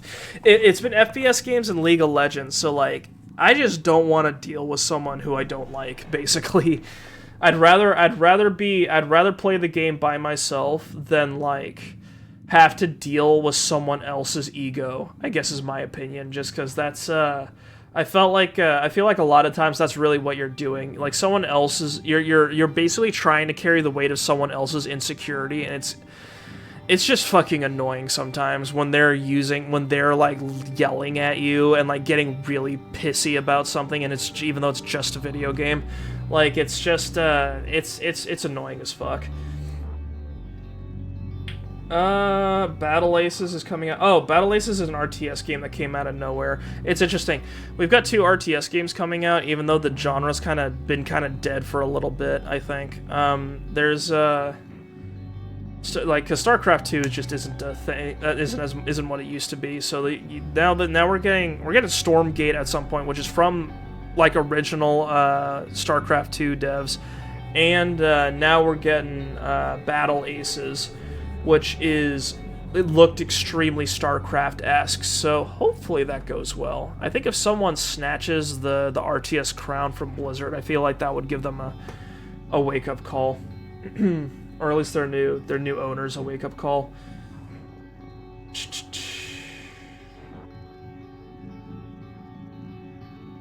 The finals is going hard Japanese. There was a lot of Japan in the showcase. Summer Games Fest had a lot of specifically games like injecting a bunch of Japan into itself. Because we'll talk about this later, but Pal World also has a very Japanese aesthetic design expansion coming out soon too. So like I was getting a lot of that, and there was more than a couple of games coming out that featured you playing as like a samurai swordsman guy. So there's a lot of Asian stuff going on at Summer Games Fest this time, which was interesting. I think that makes sense because I feel like the West had a big year last year. So it makes sense that there's like stuff going on in other parts of the world that's coming in. Alan Wake 2 Night Springs is coming out. I mentioned this earlier. There's 3 characters that you're playing as. It's out. It's already out. Probably going to play it next week. There's Rose who's like from the Oh Dear Diner. You play as the sheriff guy. You remember the guy that we would talk to in like the dark side when we were playing as Alan, like the sheriff dude we kept running into? He's gonna be a playable character in the DLC, and we finally get to play as Jesse Faden again, which is great. We'll probably get to learn a little bit more about what the FBC is doing, hopefully, because we get to play as Jesse. Unfortunately, it looks like Jesse is being restricted by the gameplay bounds of Alan Wake 2, so she's creeping around and using a flashlight instead of because in Control, she's literally like flying around and doing dashes and throwing blocks and stuff. I didn't see any of that in the Night Springs DLC, so it looks like she's been powered down a little bit. But, Alan Wake 2 is like a survival horror, so it works, I guess. New World Aeternum. What the fuck was that again? Oh, right. Yeah. New World, the MMO from Amazon, is getting an expansion. I wasn't paying too much attention because I'm not big on that game. Hope that's good for people who play that game. I wasn't into it. Hyperlight Breaker from the Hyperlight Drifter guys. It's a heart machine, which I think is one dude. One dude made Hyperlight Drifter, and he actually had a really sad story because he's got like a heart condition that required him to that kind of has him in a bad way. So he made a game that like was kind of from the heart, so to speak, and he's still at it. So Hyperlight Breaker is the sequel. It's a co-op game. It looked like it's a co-op game and it's 3D, whereas Hyperlight Drifter had this like pseudo top-down like 2.5 dimensional like design to it. Hyperlight Drifter's fucking great. It's hard, but it's fucking great. Hyperlight Breaker, we'll see. I'm not so sure. I wasn't. How do I put this? It has the same thing going on that Risk of Rain 2 had, where it'll create an entirely new gameplay experience, but I feel like I feel like the aesthetic took a hit because it's not a 2D pixel art game anymore. But it's whatever. Well, we'll see how it looks on full release. But it's like I always feel like I think it's because almost everything I play is in 3D, so 3D looks less special to me than like 2D or 2.5D does. Because like I think the sheer novelty of it makes it look a lot better. So I always feel like I need to drink more water. I feel like I don't know what's going on with my throat today. I stayed up late last night and probably didn't sleep enough. That's probably the issue. But yeah, Hyperlight Breaker looks interesting. We'll see. That's kind of the only. I feel like that's the only real response you can have to a showcase is like, it looks interesting. We'll see. I've been talking for an hour and 20 minutes. That is true. Party Animals is getting a cart mode. Party Animals is getting a cart mode. If you don't know, Party Animals is like a group brawler that's physics based. It's a lot like Gang Beasts, if you guys remember that game. They're adding a cart mode, which looked extremely Mario Karty. They even had the little sparks when you drift around the corner. So I think that's going to be interesting. It seems like I'll probably be watching other people play that, because Party Animals was a big streamer game, because it's really fun seeing like 7 or 8 people that know each other just screaming and beating the shit out of each other for a little while they're all dressed as like corgis and other creatures. And it looks like that'll be pretty fun. They really just kind of teased the cart part, though. The main thing they were focusing on was that they have a bunch of characters for Party Animals, and they all have special abilities. And they all have special abilities, and they use that to kind of show off like all the little things that the characters can do. I think the corgi's got a double jump, although I'm not sure if that was a thing that everyone had. I didn't pick up on too much. I didn't really play Party Animals, so it didn't really stick out in my brain, but it looked fun. Skate 4 is still being made. They have footage. They have gameplay footage. They did this. They had a live action trailer that was really interesting and kind of sad, honestly, about like there's a corporation called M Corp, which apparently bought out an entire city and then started to like lose their grip on like their finances, so they ended up just abandoning the city altogether. And then they had a couple things going on where like a guy in the background was fucking screaming at this it legit made me sad. There was a guy who was screaming at this poor like older man who was like filling up his box with his stuff and trying to get out of the company building, but like as he was getting out the door, he was just getting screamed at and the guy was crying, and I was like, it felt a little too real. It hit me somewhere soft, and I felt really bad when I saw that.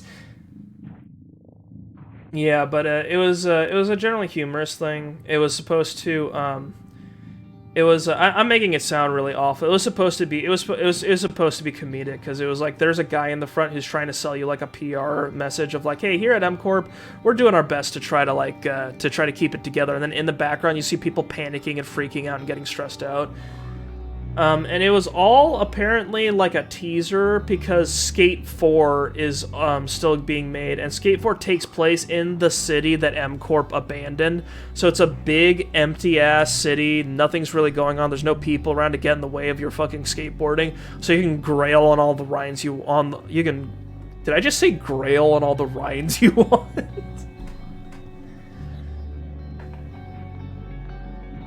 Oh, Christ. You can grind on all the rails you want.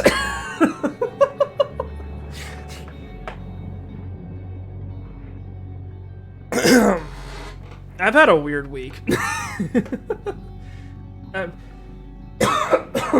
Oh, water went down the wrong place. I've had a weird week. I'm having a strange day. Weird shit's happening. But yeah, you can grail on all the rides you want, yeah. So, Skate 4 is coming out. I find it really funny. I'm gonna be really smarmy about this real quick. I think it's really ironic that EA, of all companies, is talking about has a little pastiche of a corporation that, that spends a shit ton of money on an investment that it can't keep up, and then bails on it because it didn't turn out profitable. Because for the longest time, I feel like people haven't talked about it in a while because it hasn't happened in a while, but for the longest time, EA had a really malignant reputation for buying up promising upcoming studios and then riding them into the ground with bad supervising opinions. Like, they would tell them to do all of this shit, like, oh, we need day one DLC, you need to have a multiplayer mode so that we can monetize off of that, you need I think you should do this, this, and this. Like an executive would come in and then like say you need to put certain things into the game, and that in and of itself would like damage how the game like would go. And then and then when it inevitably got rushed out for the Christmas season, the game wouldn't sell. The game wouldn't review well, and then it wouldn't sell well, and then it wouldn't be as profitable as EA probably wanted it to be. And then they would liquidate the developer. They would all the developers would get like reorganized or let go, and then all the assets in the company would just get sold to like make some instant cash, and then EA would move on to the next thing. That was their reputation for like a while. Someone made a whole fucking comic where it's like a what's supposed to be like a father and son, but the father would be EA and the son would be the most recent studio that they like had taken over. And then EA would be like, all right, like they would pull up on the side of a road in like a truck, and then he'd be like, all right, son, let's go. I wanted to show you something. He goes, oh, gee, EA, where are we gonna go? And then they go over to a ditch where there's just a pile of bodies that are all labeled like the different studios that EA had previously purchased and then liquidated. And then the young, smaller developer will go, what's this? And then EA, like while the guy was looking at the ditch shock, would just put a bullet in the back of his head and then kick him into the ditch and then move on. And it's a vicious comic in my opinion, but it really gets the point across, because every time I saw a new one, the ditch would get more bodies in it.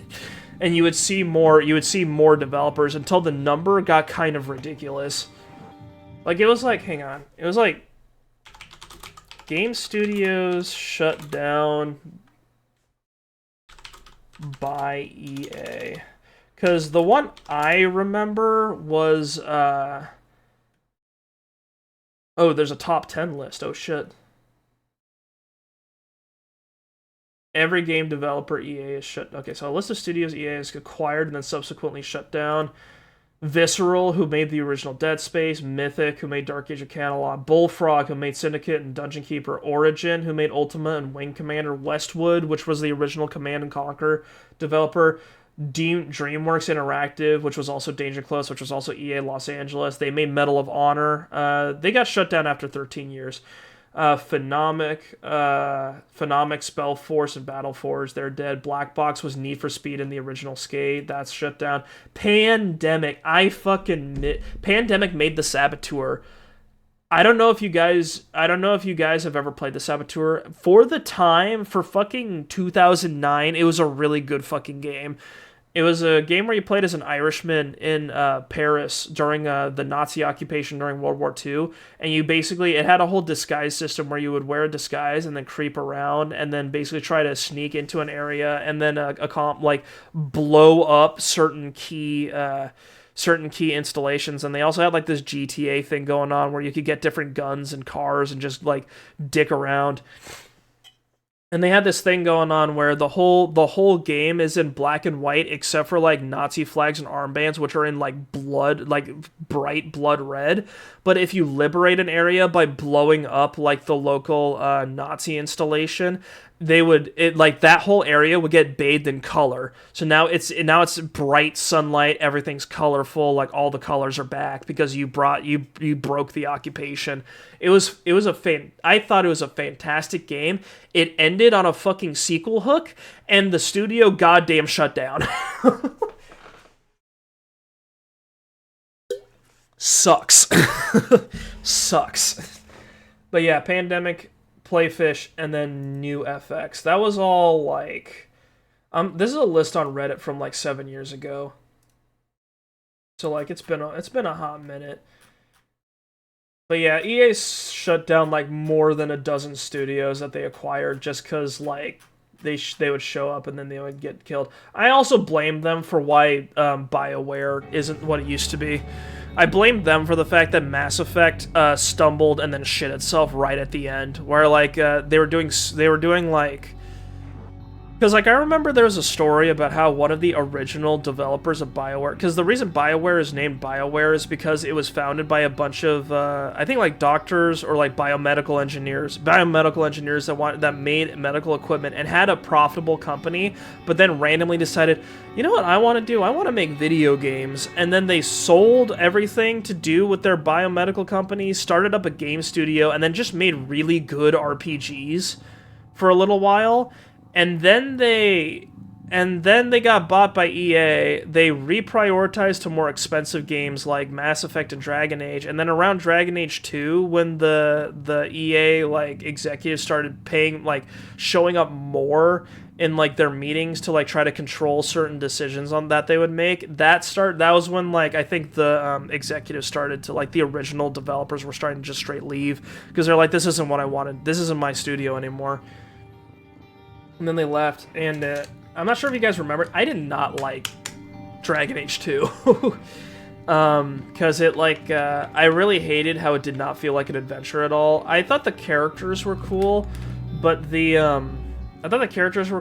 some of the, I think the fact that you were locked in a city and most of the little adventures you went on were to the same handful of environments just sucked. Yeah, no, I remember playing through. I played it through when I was younger. Maybe I'd appreciate a couple things more now that I'm older. But, like, I remember really disliking the game. I especially disliked how it kind of, like, the plot just sort of steps in and becomes like a crisis right at the end of the game, and it didn't feel very natural to me at all, which bothered me a lot. But yeah, anyway, that's kind of my rant against the EA. They've calmed down recently. I feel like not a lot has been going on with them. They mainly are just kind of sitting on, what is it, like Apex and, Apex, the Star Wars games that they occasionally put out, and I think that's like it. EA hasn't had, like, a big game come out that everyone loved in, like, a while, I think. Because, like, Jedi Survivor was good, but it came out in kind of an extremely, like, it came out extremely, like, buggy and, like, unstable. And then there was, like, Battlefield 2042. I've talked about a lot in the past. You guys might remember that. I had a lot of opinions. Yeah, it's not Battlefield, in my opinion. And then there's,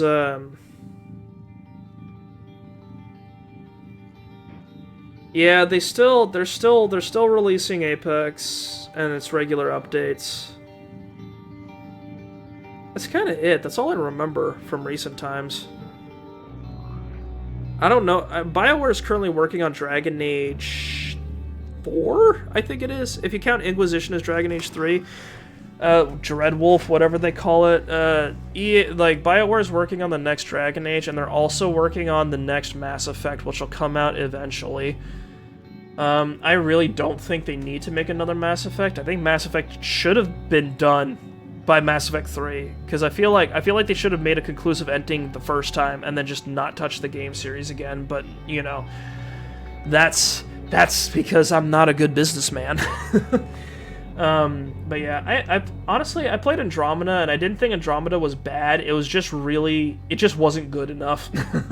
I feel the same way about Andromeda as I feel about Fallout 4, where it's like, this game's strengths and weaknesses are the exact opposite of the strengths and weaknesses of this series that I really, really like.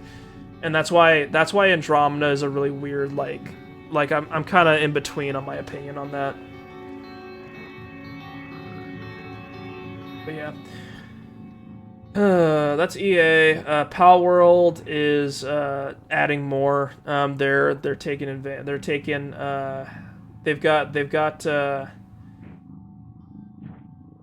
updating. They've got an aggressively Japanese area coming up. They've got and they've got new pals, a new boss, so things like that.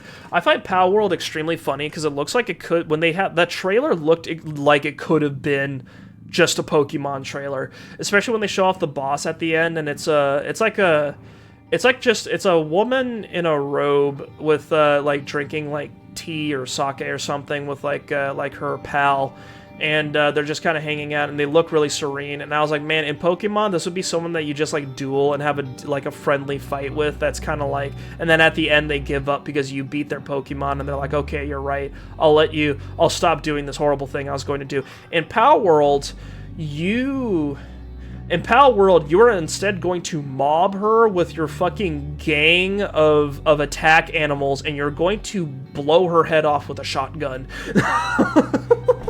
So it's an entirely different vibe when you see a boss in Pal World, in my opinion. Like, you see them and you're like, I am going to kill this person. Like, they're either gonna get eaten by my attack dogs, or I'm going to shoot them to death with a gun. Like, just knowing that is how the fucking gameplay is actually going to work out completely changes, like, the experience of seeing the character for the first time, in my opinion. These are not like gym leaders in Pokemon. These are people you have lethal fights with. But yeah, that's happening. People seem to have fun with Pal World, so I hope it gives that game some longevity. I was like concerned.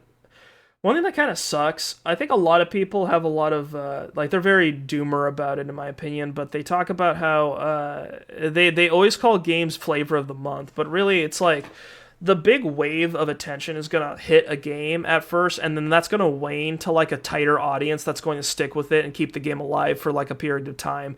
That's generally how all of these live service games work. And it's like, and I think that's fine. Like, people who enjoy those games and stick with them are fine. I feel like some people like criticize like games as flavor of the month, but really that's just how games work.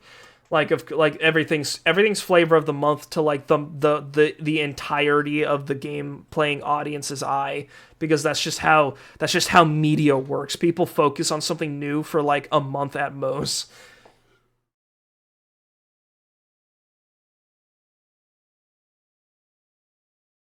Yeah, but that's just kind of that's just how it is, in my opinion. So yeah, a lot of ranting. Valorant is coming to consoles, which is cool for it, I guess. Monster Hunter Wilds is full crossplay all platforms, and had a bunch of stuff revealed. I'm not into Monhun. I had a couple friends. We all tried to get into Monster Hunter together.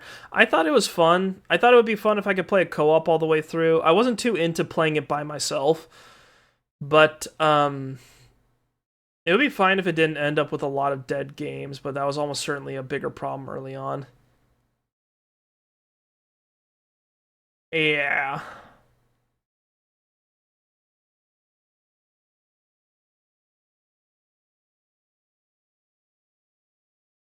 Yeah, I don't know. It's just kind of one thing that's really weird about games is that it feels like we get so many. Like, so many games released. Games now explode so big that when they even have 5% of their peak, they would be a normal. Yeah, definitely. The games industry is really weird because a lot of fucking games come out all the fucking time. It's just that like 90% of them fly under the radar, I think. But there are so many fucking games coming out literally all of the time. And it doesn't take that much to make up a game's budget if it's a smaller one. So it's like I feel like, especially since game developers that are passionate will sometimes just make shit for pennies, which I think is insane. But that's a whole thing. I think it's very I think it's cool that sometimes something that's really small will get really huge like that and then just make a shit ton of dollars, because I feel like you can kind of coast off of that for a while. I feel like the general theory, I've been playing Bannerlord recently, like Mountain Blade 2, and the general theory among the base I was seeing there is like, how come it took them so long to make this new game, and how come it seems kind of bare bones? It's like, oh, they're probably just, they don't really need to... They probably don't. They're probably not like financially like hinging on this being the best game on the planet, because like the sort of cult following that it got already is enough to just give them a shit ton of money, because it's like a Turkish developer and they get a lot of money in like American and European currencies, which I assume, I don't know exactly how that works out, but it's like I assume that means that it works out pretty well for them. But yeah, there's a lot of games out there that I think like they don't need to hit like the big the big one in order to become successful. Anyway, yeah, there's Phantom Blade Zero, and the last one was like Phantom Blade. The last one on the list here is like Phantom Blade Zero, which is just looked like a hack and slash from like a Japanese focused one. Definitely easier if it wasn't for EA. Yeah, hang on, I'm gonna check something real quick. I don't think there's any showcases today that I wanted to look at. Or was it? Yeah, there's a bunch of smaller shows today. Maybe something interesting will get announced, and I'll find out about it later. Tomorrow we've got the Xbox showcase at 10 a.m. and the PC gaming showcase at 1 p.m. Oh, and Ubisoft at noon. I might delay tomorrow's stream by a couple hours, and then like pop on after it's done. Because I wanted to, we'll probably do something similar to this, where I'll just talk about it for a little while, and then we can, and then I'll just, we'll see where that goes. I do really, how is it? I really, I'm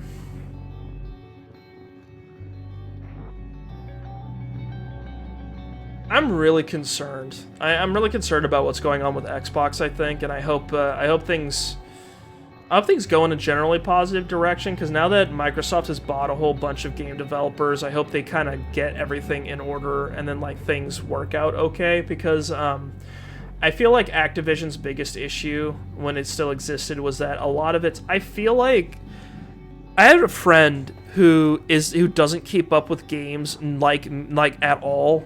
Or like he keeps up with games, but he doesn't keep up with games news as closely as I do. Like he isn't like me, where like I actually try to keep track of what's going on.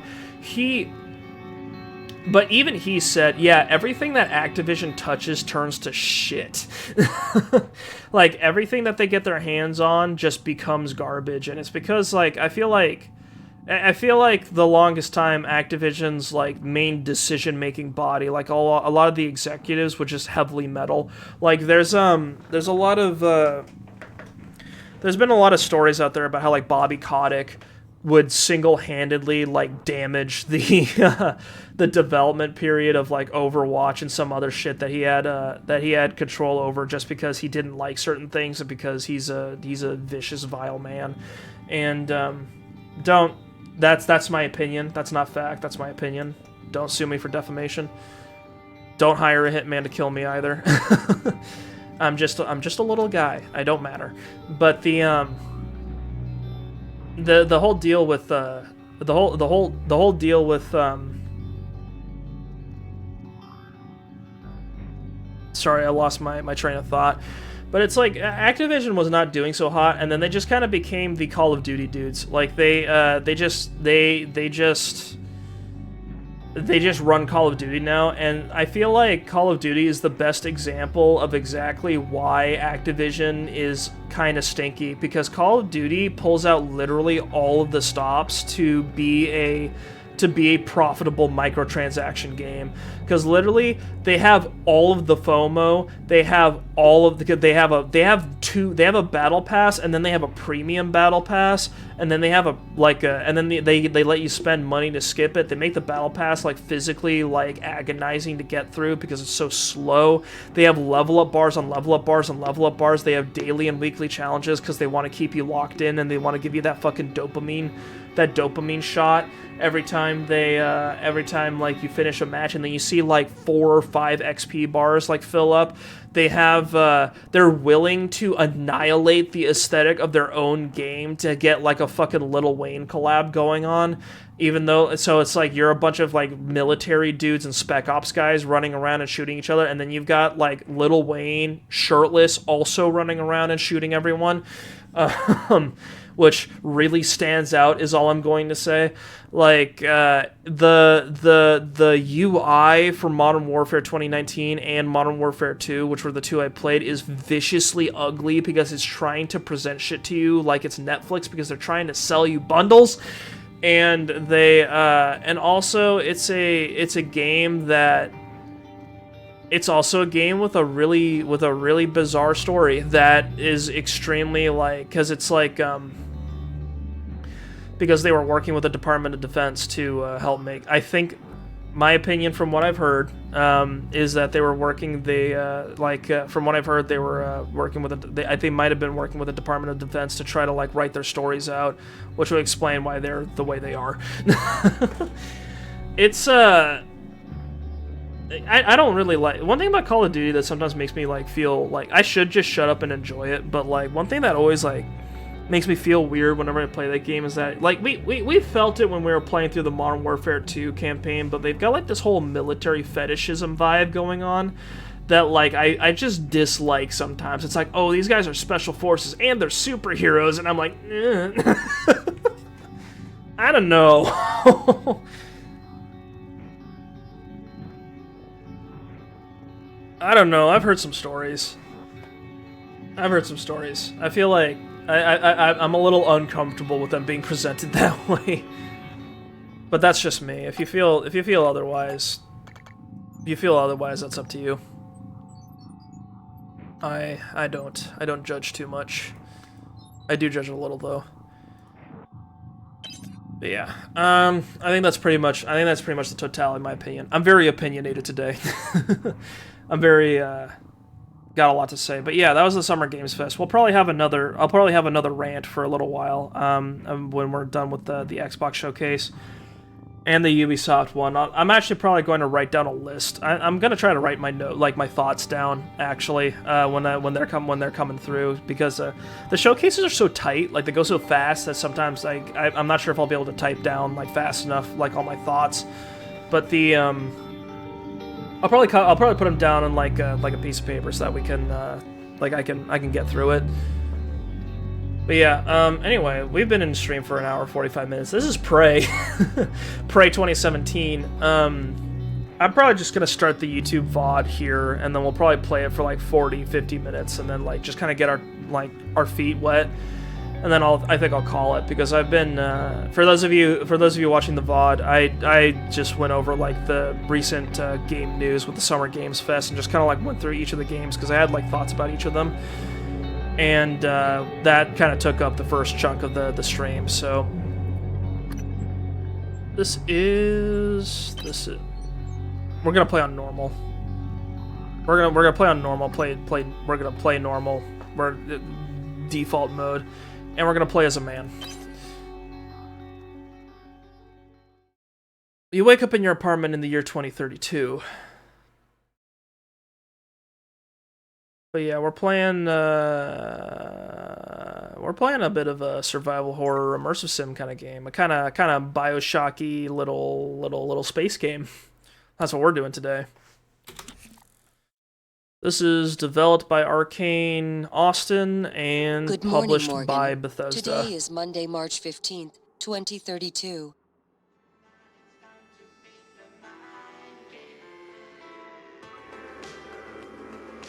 Here's the song. There's Morgan Yu's giant arm. We're feeling good.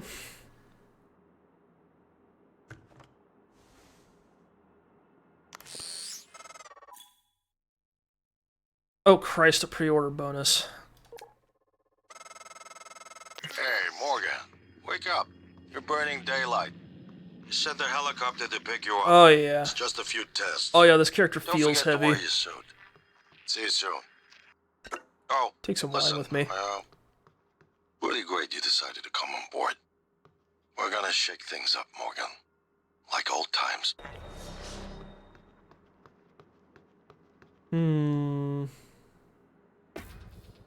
I find it funny because I'm pretty sure this is 2017. I think this little displays before Windows did literally exactly this as their like default desktop. I might be wrong though.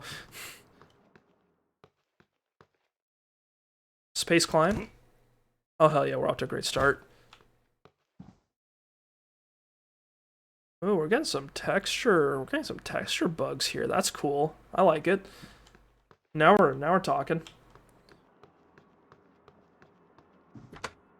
The door is jammed. We already broke it. Gonna have to get that fixed. Don't want the landlord to find out. Excerpt from Architects of the Neurological Revolution. What if I told you I could turn you into a mathematician on the level of Einstein in another 10 minutes? I'd say you're full of it. That's the first thought that crosses my mind, but it withers in the face of Alex Yu's conviction. Despite myself, I'm riveted. He's not bullshitting me. Himself? Maybe. Me? No. Alex leans back in his chair. Welcome to the age of the Neuromod. Congrats, Morgan. Alex. And then he gave me some wine. Alright. Alex is our bro. He's the reason we're here. We're a local smart boy. We're a local smart boy that was invited for like some science stuff. I think is what the general deal is.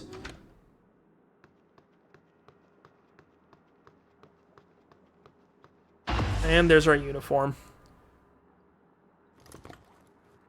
We're in a nice tight red spacesuit looking thing with some very leather looking gloves, which I actually like a lot.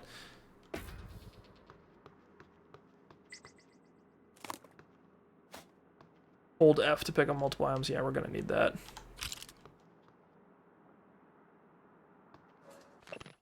By working through a series of practical experiments, this humble manual will introduce you to the fundamentals of modern analog and digital electronics. By the end, you will be able to construct any simple circuit. As Thomas Edison once said, to invent, you need a good imagination and a pile of junk.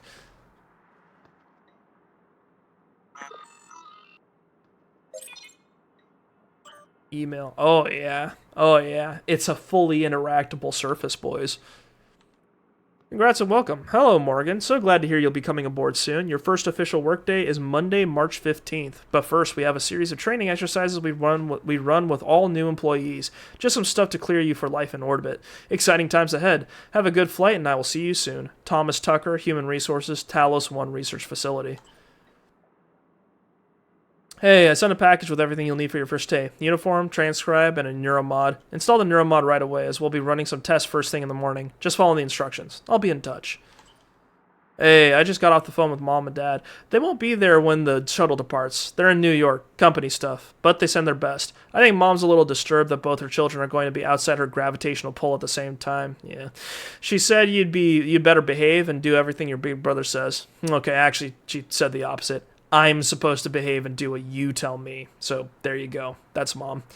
Anyway, everyone's excited about your ideas up there, so get ready. I'll prob call you in the morning to make sure you're up. See you very, very soon, Morgan. Man, Alex is excited. Look at that.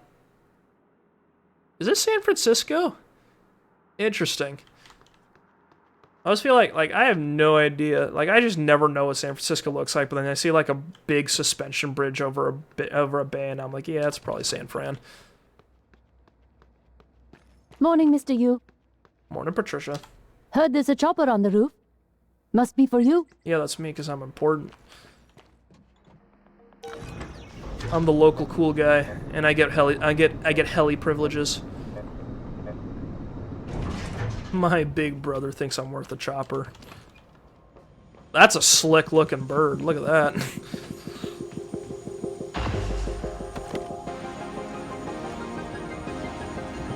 Holy shit, it's a premium first-class helicopter with leather seats. Ooh. Mr. Yu, please make yourself comfortable. It's a sky limo. TranStar facility is just a short hop. Ah, 78 degrees. yes. The Clear skies all the way. The in-universe opening credits.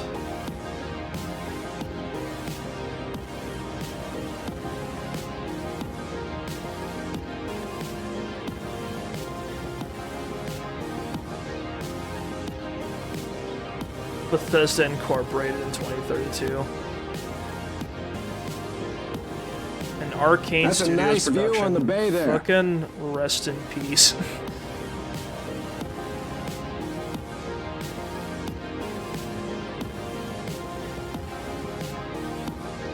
I wonder if the decision to make Redfall like a looter shooter game came from like actual Arcane Austin, or if it came from higher up. I'm curious.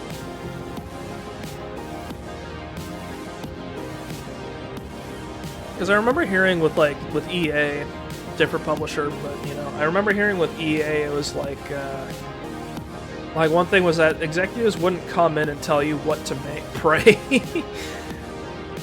like EA wouldn't come in and tell you what to make, but they would only greenlight certain kinds of projects. So it's like, you know, we're not gonna make you put like make a live service project, but we're probably only going to fund Here you we if are, it's a Mr. live Yu. service project. Mind the glass on the way out. Good luck to you. Very cool. I love being on Earth. I love the blue sky and the sunlight. Hello, Dr. Yu. I'm a Sybil 495 science class operator. My instruments are calibrated for high-volume data analysis and live readings. It won't be long before you're on a shuttle bound for Talos 1. The last frontier is the human mind, and we are its pioneers. Everyone's eager to see what you're capable of, Dr. Yu. William I know Yu? I am. Are we a Nepo baby? That sucks. Welcome, Morgan Yu. You have a 9 a.m. appointment in the testing facility. Please confirm. Everything is good and not bad. Everything's fantastic.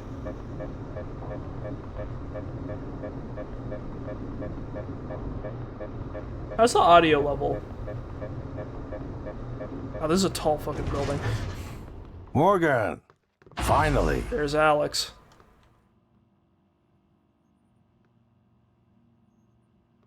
Hey, Oh! you don't look terrible in a TranStar uniform. How's your eye? Still red? I know the test might seem a little unconventional, but it's a Yu family tradition. Breaking convention is in our blood. Fucking turned away, Once you and start then the Alex test, just yoinked just me. do whatever comes natural. Don't overthink it. Dr. Bellamy's going to walk you through the process. You're in good hands. We'll be in orbit next week. I promise. Mr. Yu, they're ready for your brother in room A. Right. Listen, just be yourself. I'll see you after. You guys want me to be myself. It's very challenging. I've been faking it till I make it my whole life. Good morning, Morgan. I'm Dr. Bellamy. Looks like we have some tests to run through today. Probably not the kind of thing you're used to, I imagine, but How's trust me, the you're audio going to do sounding to you guys? fantastic. Is it like balanced All or? good? Great. Let's begin. For this first test, So I turned I'd the like you to audio way remove the down while boxes we from the were red circle talking. as quickly as you can. Just go with your gut. Okay? Wonderful. Press the red button when you're ready.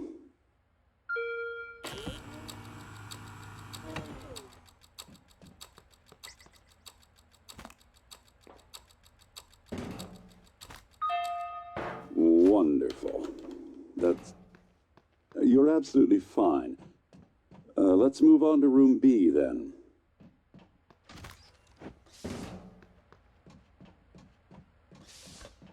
Interesting. Okay, Morgan, listen carefully. I'd like you to do your best to hide in this room. Take your time, relax, think it over. No, I'm kidding. You only have 9 seconds. Hit the red button when you're ready to start. That's a camera.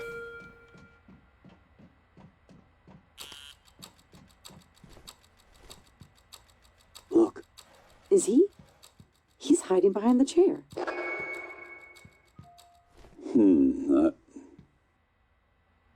Any synaptic register? At all? No? No, that's fine.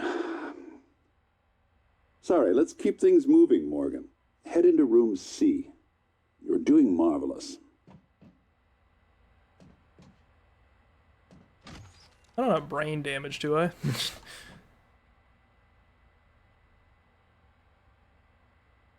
Colonel, I'm crouching. All right.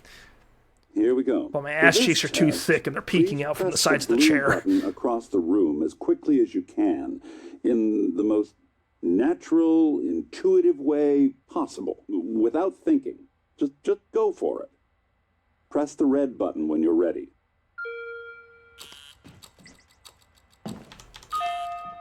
I'm sorry, can someone please explain to me what's happening? I have legs. Simmons? They work. I installed exactly what Tina brought down. Did you double check? Speaker's still on. Well, hello. I apologize, Morgan. We're having some trouble with the equipment. Not your fault. That's a You're doing floaty ass fabulous, jump. actually. One last room. Let's step into D.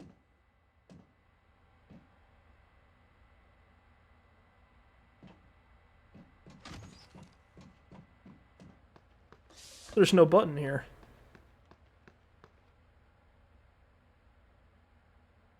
Can someone get me a cup of coffee? I would appreciate it. Thank you. Okay, Morgan. Have a seat at the table for me, please. Wonderful job. This is a cutscene. Take a look at the screen in front of you. I'm going to show you a series of questions. Pick the answer that makes the most sense to you. Press start on the screen when you're ready. You're planning a vacation. Go somewhere familiar you know you love, or try something for a vacation somewhere new. Good. Looks like you've got the hang of it. Keep going. You've been sentenced to death. You've been sentenced to death for your actions. How does it make you feel? Afraid. Ooh, that's heavy stuff. A runaway train is bearing down on 5 people who are tied to the track. You can cause the train to switch. It's the fucking trolley problem. Switch tracks. Fuck that guy. Good. Next. A runaway train is bearing down on 5 people. You're standing on the platform next to an enormously fat man. Pushing him onto the track would stop the train.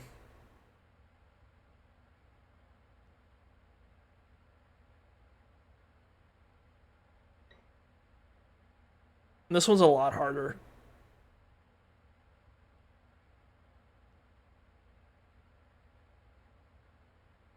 I eat the train. That's a good one. Good one. Where's option C?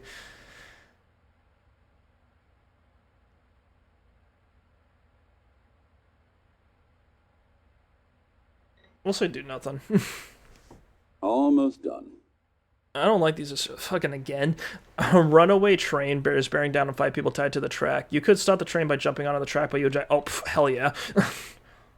Wow. I'm impressed. Well done. Well done. We're nearly through it. For this next part, I'm going to display an image. I want you to take a good look at it. In a moment, I'm going to ask you what... is my coffee? It's empty. Oh my god! Security! Security! Holy shit, look at that.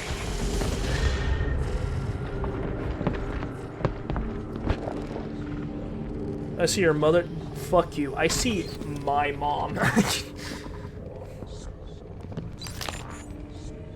Alex, Simmons, what's going on? we have a problem. What about Morgan? He's alive, sedated. Clean it up.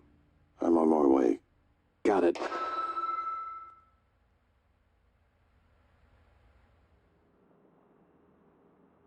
Good morning, Morgan. Today is Monday, March 15th, 2032.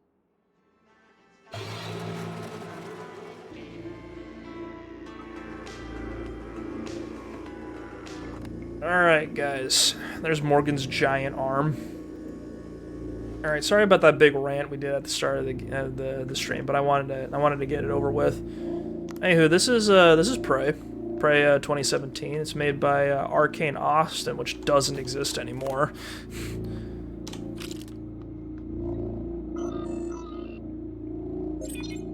Oh, we got 6 emails. Oof, a lot to read. We got the wine. Congrats, Morgan. We still, yep, we still got the pomegranate and the tea. Hell yeah. Could you imagine opening an entire fucking fridge and there's 1 pomegranate and 2 cans of tea? Transglutaminase, TG or TJs, a naturally occurring enzyme found in plants, animals, and bacteria. TG is often used to bond protein-containing foods together and in the production of foods such as imitation crab meat and fish balls, known colloquially by chefs as meat glue. Chef Shaw's tips. Gluing chicken skin to salmon will actually protect the outside of the salmon from overcooking. Interesting.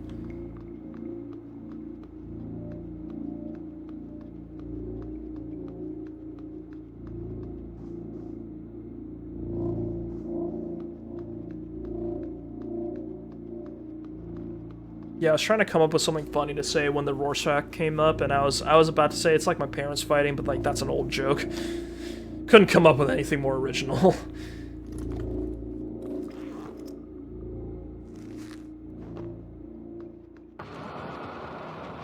The music's a lot less friendly this time around.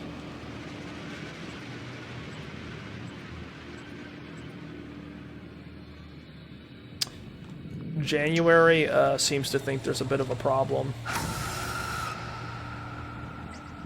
Oh, hell yeah. We're wrenching, boys. Hello, Morgan. It's time we spoke.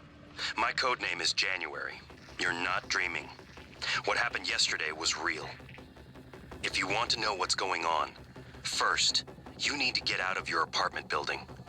You're not safe.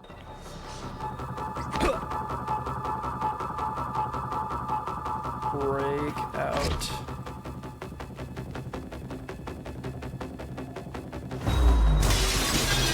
Ooh. Yeah, I thought this was extremely cool the first time. Like how it's like, oh shit, I'm not in San Francisco. Good.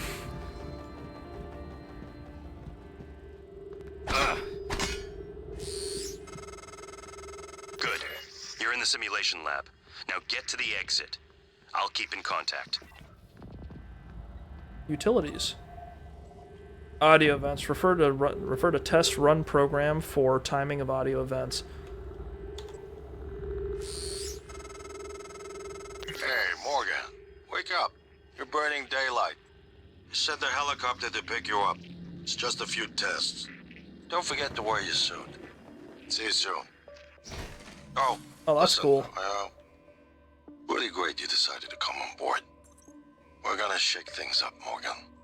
Like old times. You've been on branches of our main product line. You know that sometimes we need to put in extra effort to hit our milestones, and any external risks are fully taken into account when these decisions are made. The move to extend indefinitely was a direct request from both Alex and Morgan.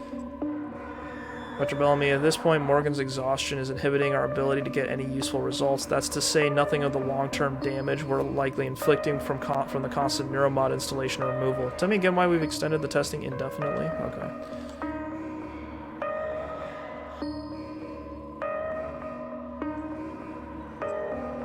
I like the vibe of this email chain here. Hey, this thing we're doing, it seems a little fucked up, and there's clear, obvious problems with it.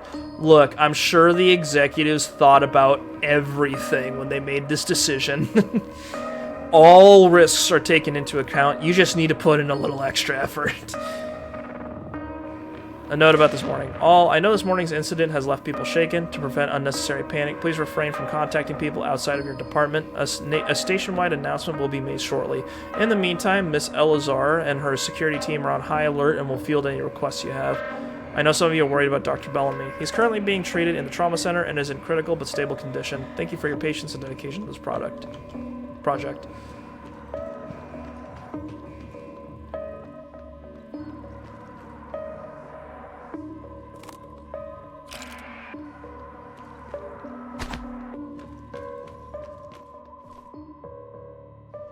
One thing I find funny about Prey is that you can crouch really fucking low. Like, look at this.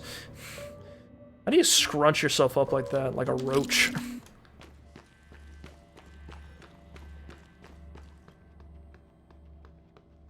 think we've got limited inventory space. We do, but shit stacks. Okay.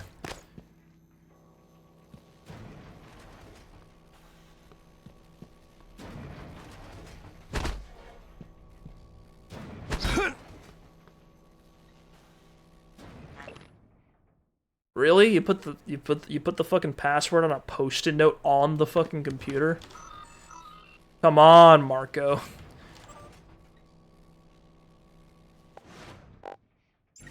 Oh god, yeah, this was designed for consoles. Reminder about company password policy. This is just a friendly reminder from the relevant portion of the policy handbook, 2.7 password protection. Do not share your password with anyone.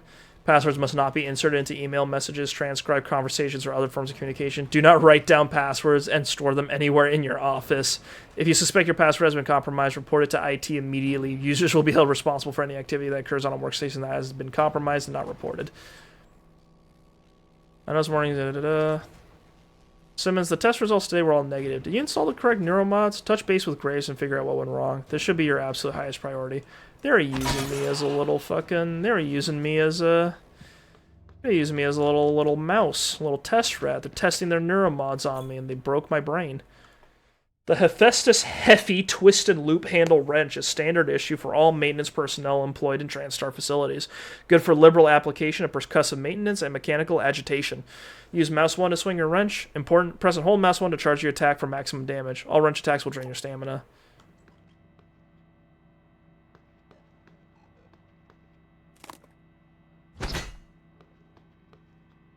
But why did they tell me how to use the wrench?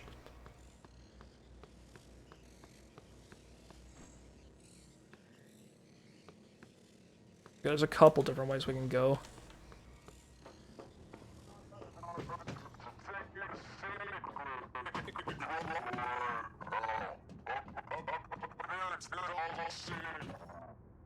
My pilot's broken.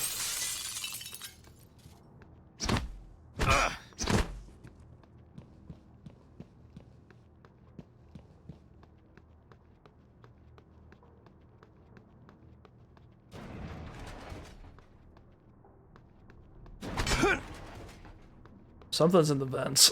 I don't act like I don't hear that. There's a creeper out there.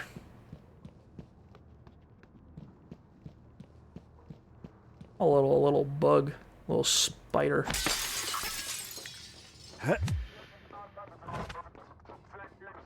Your stamina comes back quick. We must be outside of combat. That must be why.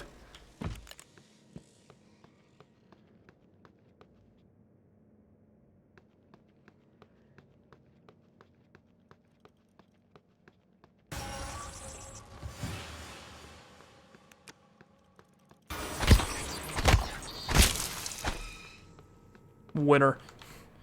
This is the corpse. Typhon organ, shotgun shells, mimic tumor, necropsy required. Okay. So yeah, this is what makes Prey kind of special, is that the main basic enemies you fight at first are mimics, and they pretend to be objects, which is actually kind of nuts. So basically, every fight that you, every area you go to will usually be lousy with a bunch of loose objects, kind of like a prop hunt area, and you'll never know if there's a mimic just around the corner.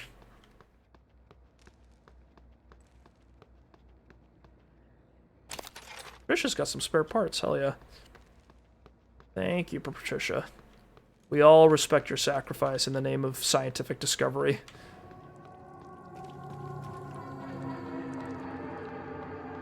I think the way you're supposed to tell is that when you get close, they get a little shaky. But I'm gonna get fooled a lot today. Is basically the heads up I want to give you guys.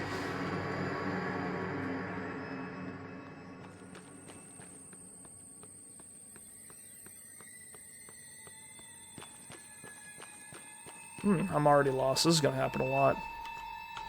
Do I have a map? M doesn't work. Data? No. Unfortunate.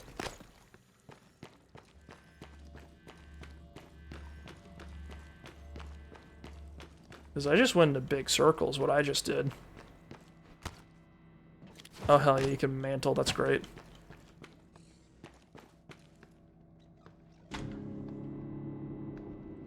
Right, that's the apartment.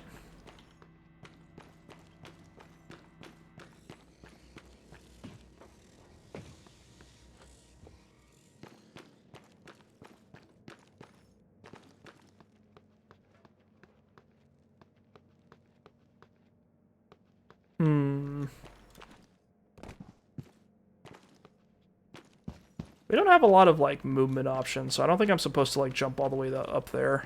I don't think. We need to get over here somehow.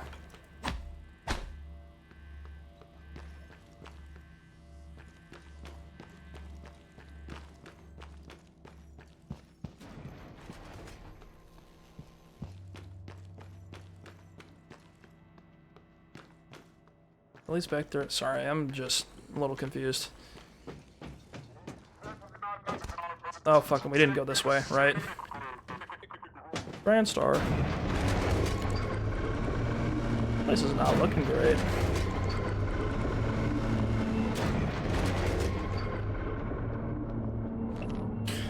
What if I told you... Oh, right. I already read that one.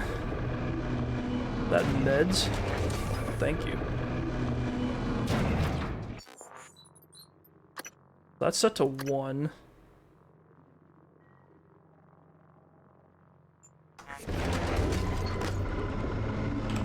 Hang on. Book slot lets you switch between powers and weapons. Okay, yeah, I already know how to do that. Got it.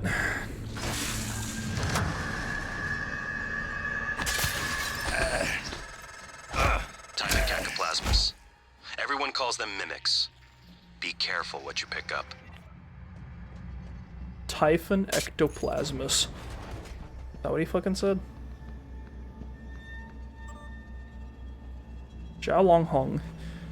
Note about this morning. We already know about that one. Morgan's behavior. Alex has requested all orders go through him after Morgan's outburst at the debrief. Pending a psych evaluation, Alex indicated he doesn't want any more surprises from Morgan. Nor do we. Granted, Morgan had forgotten everything from the last test, as expected, but the aggressive response to the same set of testing criteria was clearly a departure. My recommendation is we need to start charting personality drift before future tests, in debriefings, and within the test itself. Yeah, this is one thing. I was not expecting this when Prey originally came out, that there was this, like, this kind of twisty, mind-bendy thing going on where you don't know what the fuck is going on or even what's real. Like, the whole simulation dream stuff at the start kind of throws you off.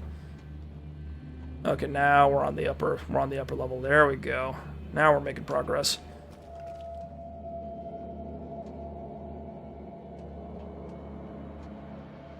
The HB control room decontamination.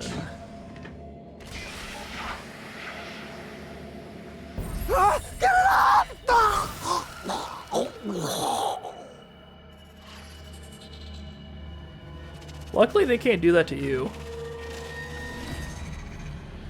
Wow, that is a lot. No one has been able to stop the mimics from multiplying since they broke containment. I'm going to help you stay alive. Just a little further. Hang on. Decontaminate again and go this way. What's going on over here? The game crashed! Okay. Hang on. Where are we? If we're too far back, that's gonna be a bit of an issue, because I did not expect the game to crash. I guess I never knew, but I figured this game was on the more stable end.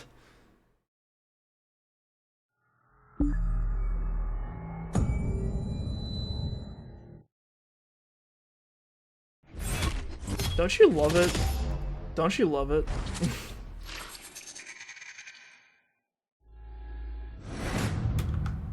Oh, I can't skip these. Absolutely no game is perfect. That is true. It's just like, I don't remember this game crashing when I played it the first time, is why I wasn't expecting it. Like, it ran pretty well. It might be something else. Maybe it's like, hang on.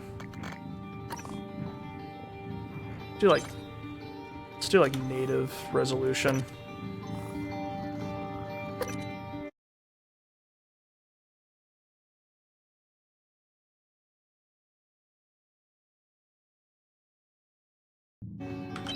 Live editing. Alright, we have an autosave at 27 minutes. We're probably okay.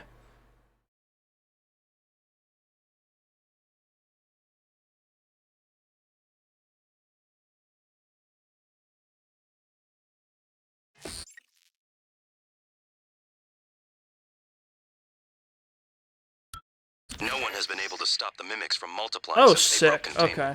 I'm going to help you stay alive. Just a little further. Okay, the autosave's really nice. Okay, not worried at all now. I think we're gonna be A-okay.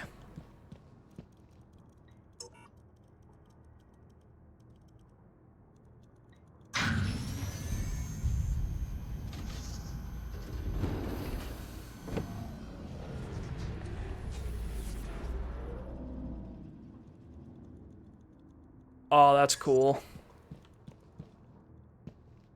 Oh, you can still kind of see the corner on the room too. That's actually really cool.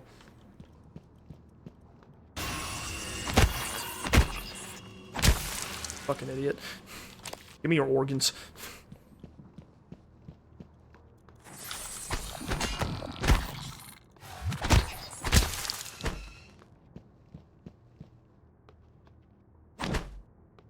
Where'd that thing go? Where the hell? No, okay, whatever. That thing did 10 damage to me. What a loser. Is that pomegranate still real? Oh, hell yeah. And I've got 6 bottles of wine. Cures fear? God, I wish.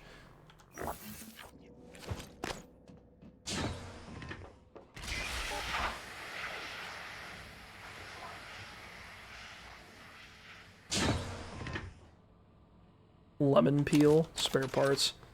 It's the lemon peel that undid you. The mimic smelled, the mimic sniffed you out.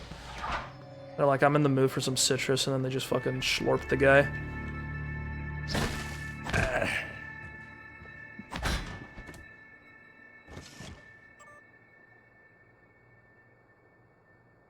Ovan, we'll need the room updated to the new test plan. Configurations are as follows. Room A, area of effect. Room B, copycat. Room C, spooky action. Simmons, let us know if anything changes. Note about this morning. Again, urgent. Hey, I think Bellamy's taken data related to mimicry and remote manipulation out of the research department. Get to the trauma center and grab the keycard to the cabin off his body. I'm sorry to be morbid, but Alex will lose his shit if someone else finds that data.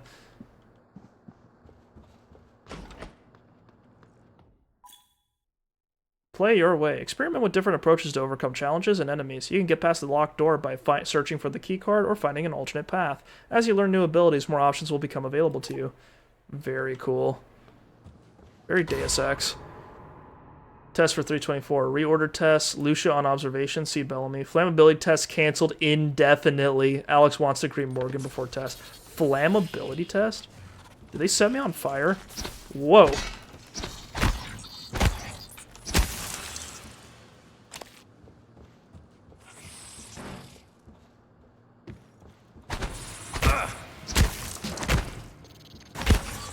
God, there's a lot of y'all around here.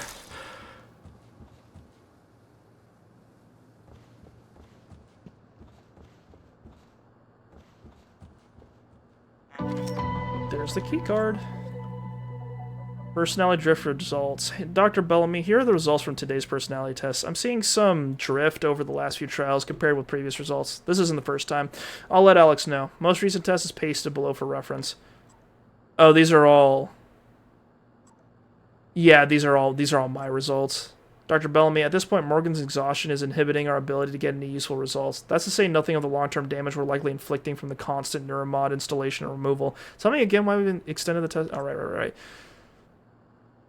My people been coming to you? Syl, yes, I've noticed the same thing. You know I can't divulge names, but there's definitely been a spike in staff from your department reporting instances of acute anxiety. It's actually much worse with the psychotronic staff. I'm talking to Kelstrup about mitigating some of the stress there, but I'm concerned that these are not isolated incidents. Going to mention it to Alex at the next director's meeting. Matthias Cole.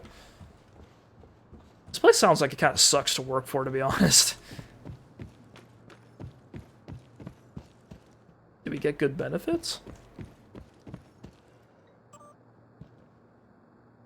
Hey Alice, I'll send you the white paper Alex and Morgan wrote. Here's the nutshell version for now. Gaining a new skill from a neuromod works similar to the way your brain creates new memories. In fact, it's impossible for now to separate the changes the mod makes from normal memory formation. So if I want to strip the neuromod that makes you play piano like Gustav Leitner, it'll reset your brain back to the moment before you first installed it. What the fuck? They wanted Morgan's mind pristine to receive the prototype neuromods. That means going way the hell back. Hence the apartment sim. Yous are dedicated to their science is all I can say. Hit me up for lunch later. Jesus. It's kind of a fucked up thing to do.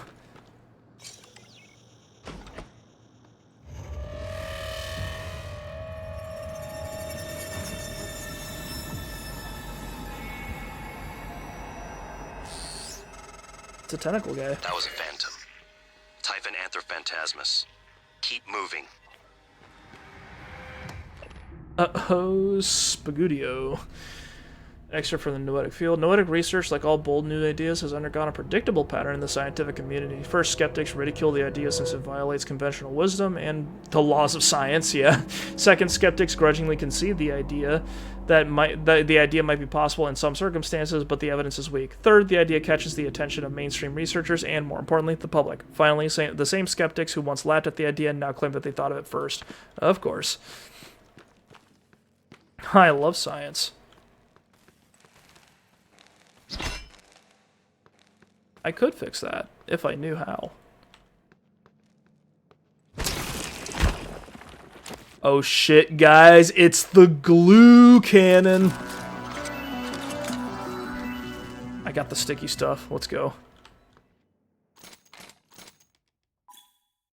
Thank you for your service, Vlaire, whatever his name was. The TranStar glue cannon, jellifoam lattice organism obstructor, disables and or immobilizes targets without harming them. Glue can extinguish flames and temporarily stop electric arcs. When hardened, glue can also be used as a climbable platform. Press mouse 1 to fire your glue cannon. Press and hold mouse 1 to fire a continuous stream. The glue cannon is actually really nice because it makes these little like hard bits. You can actually use them to climb up stuff.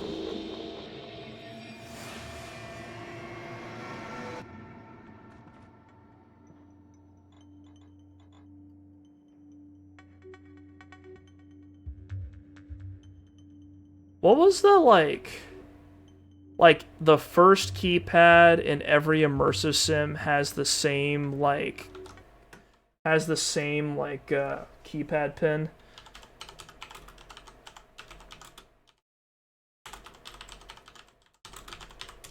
Because in System Shock, the first one, yeah, 0451. Not this one. Morgan, there, in the foyer. Grab the Neuromod you see in the display case. Normally it's a fake, but I swapped in a real one for you. The Neuromods are critical. You won't survive without using them to install new aptitudes. I've already updated your transcribe with the list you requested. Take a look. Can I eat it? I don't think you should eat the glue. Considering it's either sticky or solid, I think either way it's not going to do good things to your stomach.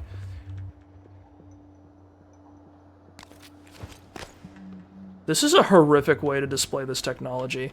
Why'd you put the skull in, like, one-piece screaming position? Why would you do that? The Neuromod is a revolutionary TranStar invention that allows you to learn new skills and abilities. Press N to open your transcribe and navigate to the Neuromod section.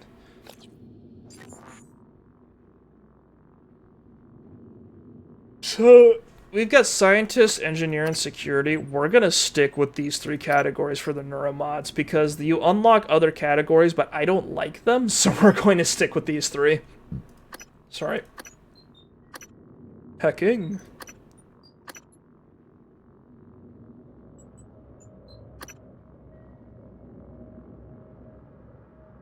Is that a fucking...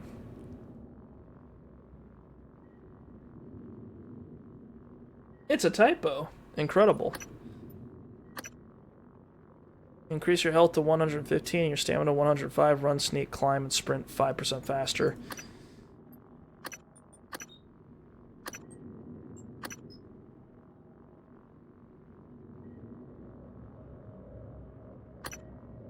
Lift heavy objects.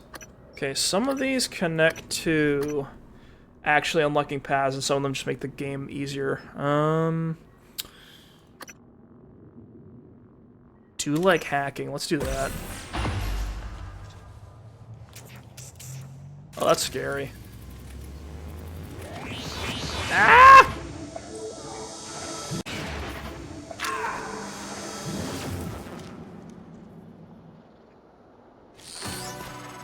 Nasty. Improvisation has always been your strength. You'd be dead if it wasn't. Now, let's get you to the main lobby.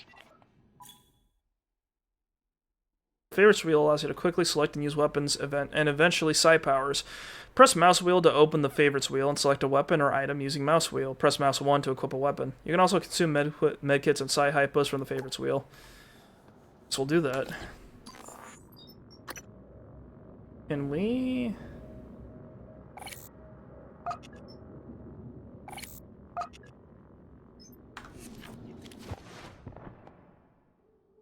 Oh, you just press, like, E off of this. Okay, got it.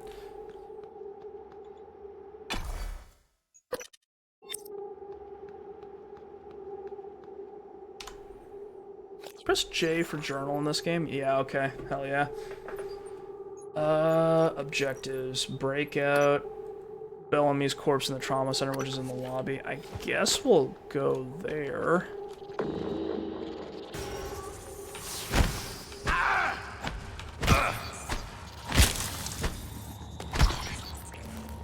These mimics kind of suck.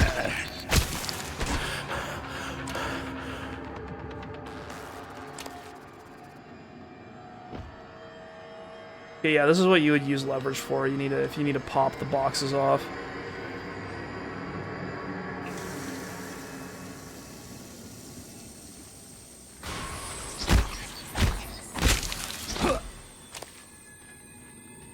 I don't like this high-pitched noise that they sometimes play with the music. Yo?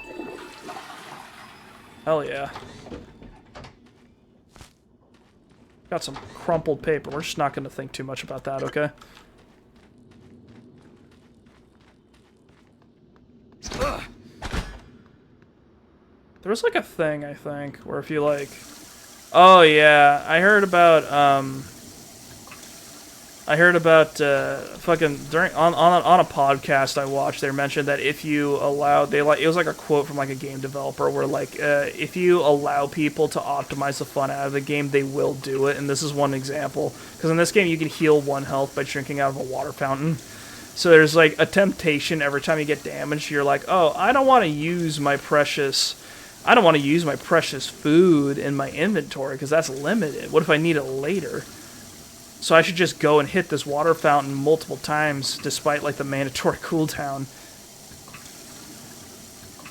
And then just, because it's free, and it's infinite. So technically the best thing to do would just be to drink from here, right?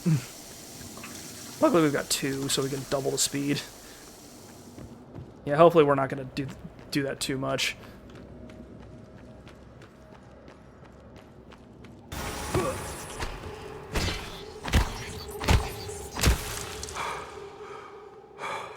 See? Thank goodness we hit those water fountains, otherwise I'd be lower than 90 health right now. Let's go to the lobby.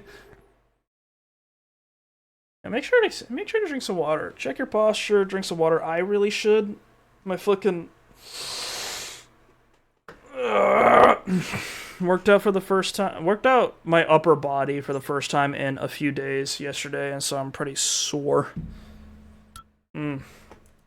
Stiff shoulders. You made it. Ready for your first real view of the world?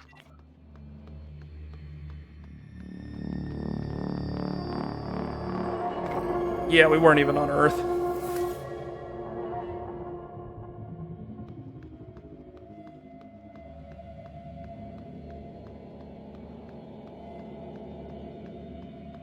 Oh, we're back, boys.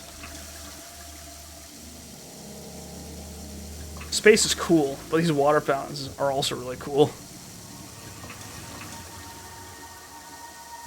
I think this is in orbit, like, around Earth, so I think that's, like, the actual moon over there. Let's see. Oh, yeah.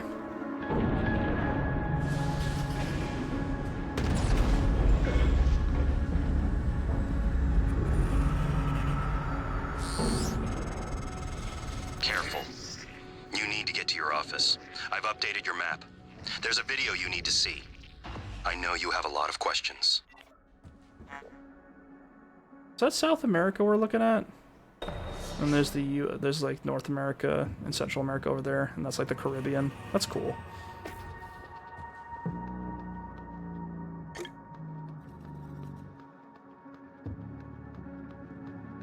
I like this little run we got here. It's like, oh, I'm gonna get someone.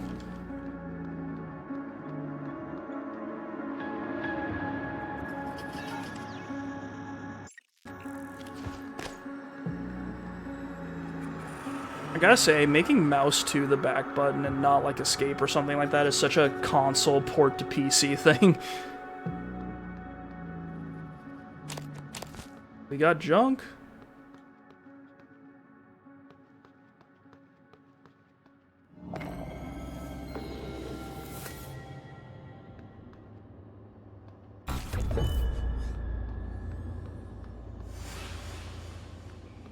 There's a hokum spokum over there, so I'm gonna just crouch a bit. Attention. Station leadership has issued an alert. All personnel should report to muster stations immediately and await further instructions.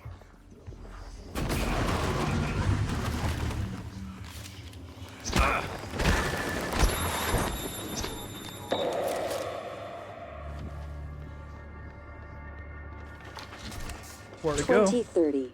Talos 1. 2025. 1980 to 1960. 1963. 1963. A top-secret Cold War negotiation culminates with Americans and Soviets working together on a research facility named Kletka. Working together? Kletka, Russian for cage, produces the skeleton and core emergency systems of what will one day become Talos 1. 1964. After the attempted assassination of Kennedy and Khrushchev's departure, he lived. the U.S. pays for the rights to use Kletka as a testing facility. This period, known as Project Axiom, leads to many advancements in next-generation materials and bioscience fundamental to neural modification. 1980 to 1994. Geopolitical developments result in a temporary hold on Project Axiom. After the unfortunate Pobeg incident, in which 2 research scientists lose their lives, the Kletka facility is decommissioned and cleaned. 2025. The TranStar Board of Directors is established. TranStar purchases and privatizes the Kletka facility with a focus on safety and state-of-the-art upgrades. 2030. Talos 1 becomes fully operational. 2020. 1980. Yeah, so this that's a little history lesson. This UI is weirdly reminiscent of a lot of different games. I'm getting Gary's Mod, Resident Evil, and a Nomad Sky skin with Halo or Bioshock. That's interesting. I usually get, like... The inventory management scheme does feel very, like... This is extremely System Shock, I think, is what this is. Yeah, but like I think BioShock's the general vibe I get because it's got like that double deco design, like the whole, or whatever you call it, like this whole.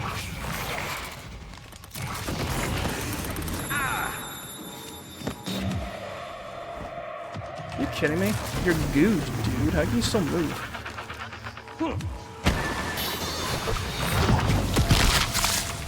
Fuck you, Jesus.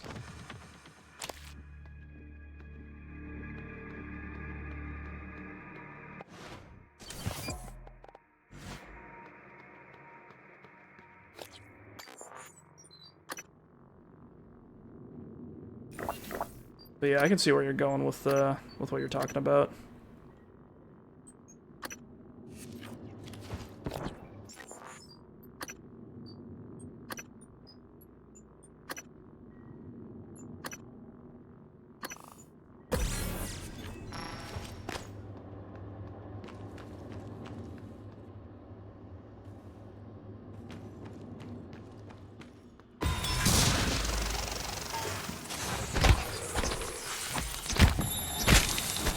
Good morning, Talos. As a reminder, all personnel must complete monthly physicals during their stay aboard Talos 1. Dr. DeVries promises to make them as quick and painless as possible. Why does this guy have shotgun shells? Good morning. Good morning, special boys.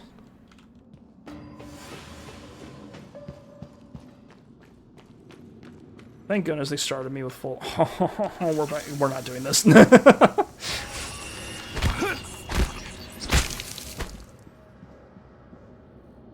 Udon? Hell yeah. Just eat it dry? Let's do it.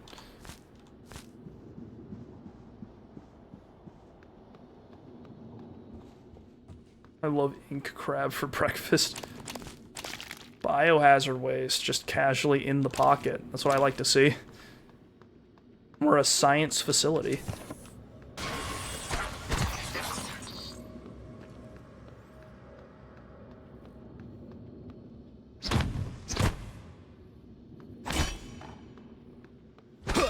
Where'd that thing go? Blins? Oh, hell yeah.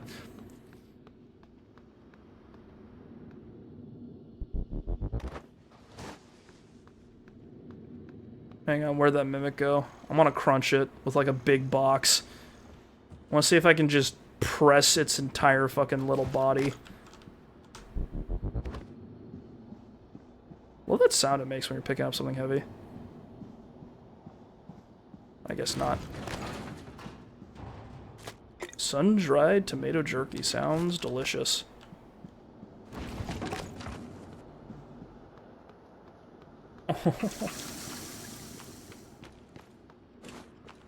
Yo, garbage? Hell yeah.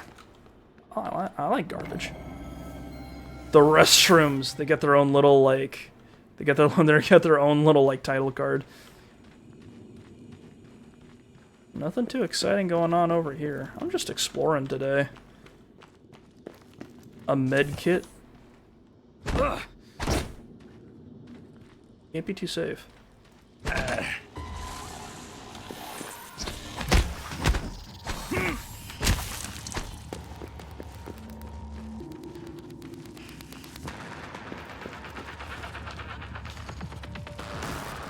Wow, that did not do a lot of damage.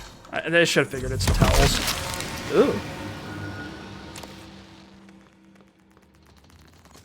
Who put a turd in the lobby? Someone who knows that shit was about to go down. That's who.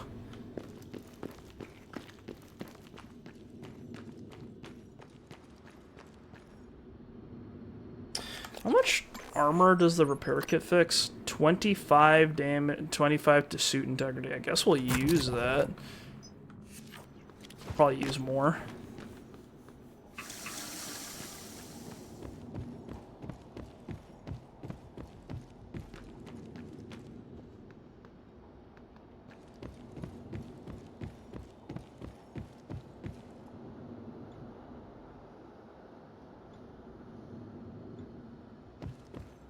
You know, this kind of has that. This kind of has that.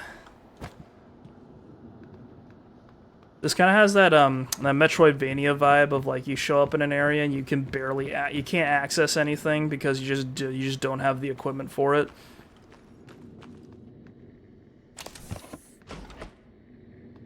Employee orientation. Vital signs critical. Damn, these guys fucking got me. Holy shit. He's another one.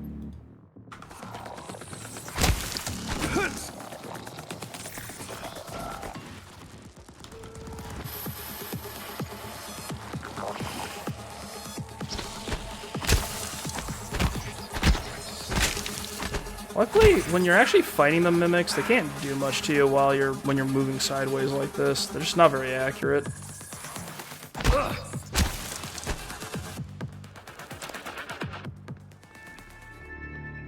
When they first get you, that you take all the damage.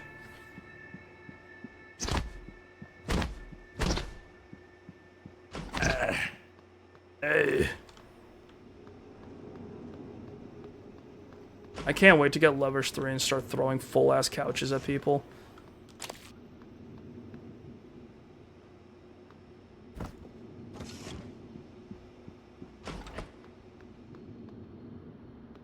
I'm like wasting a lot of time, I think. I need to get up there somehow. That staircase is no good. Scanning target, no alien material detected. Yeah, that's gonna be important later. The turrets actively scan you for alien material. Suit repair kit, hell yeah. I think like one rule about this game is that it's better to just avoid combat if possible. Just because I think like enemies do respawn in the lobby, or at least a couple different spots when you transition from area to area.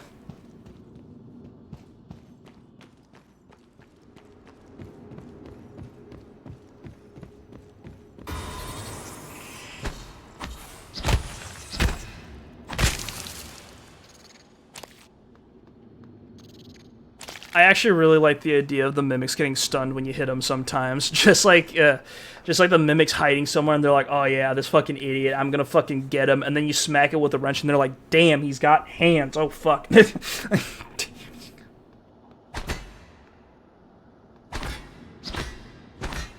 No good.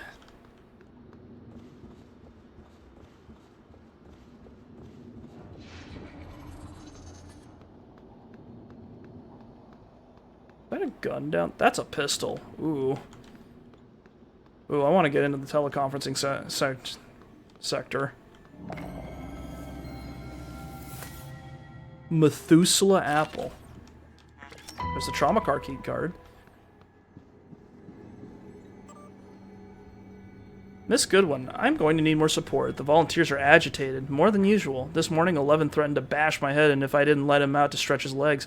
When you get up here, so the key code is 0480, not the old number on file. I'm pretty sure they've been watching me punch that in, so I've changed it.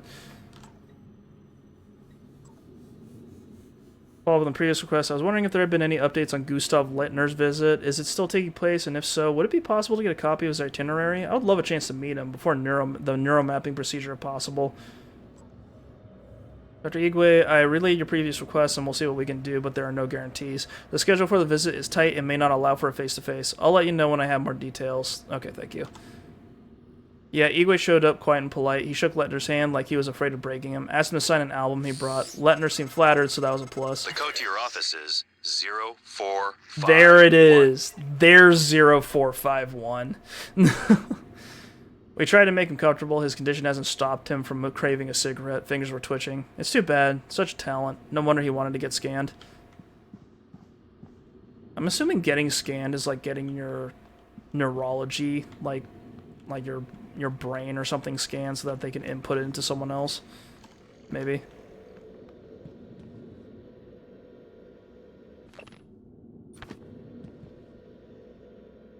Don't think. Might need to calm down on the reading. We're doing a lot of it. Sylvain, I'm trusting you with my brain. You do good work, so hopefully that continues. Listen, if the tests don't go well, if something happens, let Alex know that I know it wasn't his fault. I signed up for this. Also, if the tests drag on, consider moving your office down to Sim.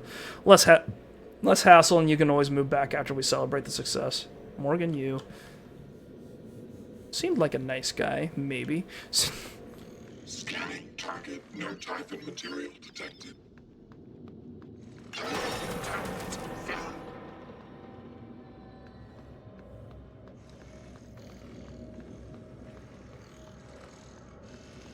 There's a fella somewhere out here.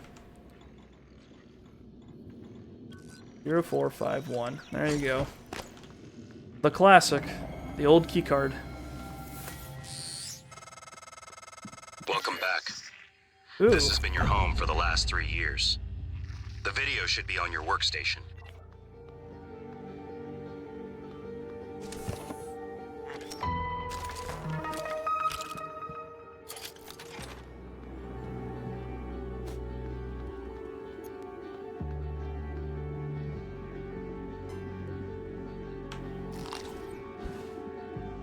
Something in the safe. A weapon upgrade kit. Ooh. Good morning, Morgan. I got the plan you requested. It's in your safe.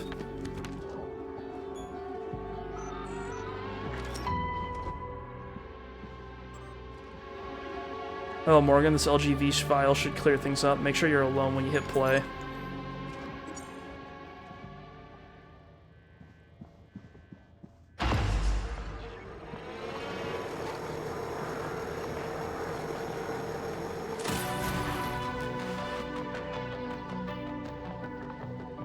You get it. Office with a view.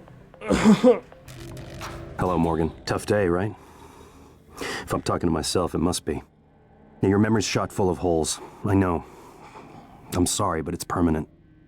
So the first thing you need to know is you can trust January. It's an operator, a sort of backup of you and me. That's why it sounds like me. It knows what you've forgotten. We've been testing a new kind of neuromod based on the Typhon organisms, mapping their neural patterns onto ours. Problem is, when you uninstall a neuromod, it resets your memory back to the moment you first put it in. That's why you forget. There's supposed to be a process to bring you back up to speed between test runs. But someone could just skip that part, turn a single day into your entire life. Well, that's exactly what Alex did. The question is, why? You're not gonna like what I have to say next. Damn, I don't like that. That's true. I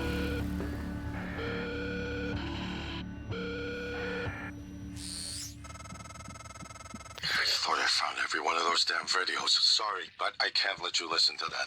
Not until I've had a chance to explain everything in person. For now, just... Damn it. I have to go. Just sit tight. Please. Alright, so we gotta find Alex and wring some answers out of him now. You made it. Sorry, Morgan. Alex cut us off from the Looking Glass servers. Time to improvise.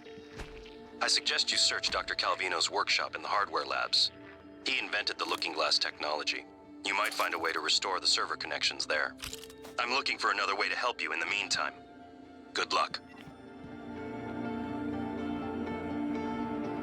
Alright, let's recycle some stuff. So this is really cool.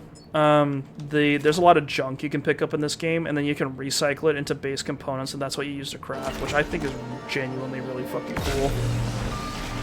And you can see it go through the process over there, and then it makes a bunch of fucking cubes and orbs.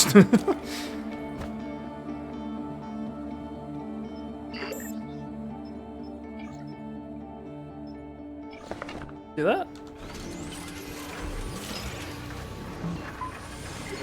Very cool. I love it. Now we got a little bit more glue for next time we are in a... next time we're in or want to make a sticky situation. I wish I had a gun. Perriott College School of Science. Doctor of Science on Morgan U. Ooh. We're a doctor, guys. Alright. I think... Scanning target uranium material detected. Okay, note to self, do not walk in the turret's line of fire. They can hit you. I gotcha.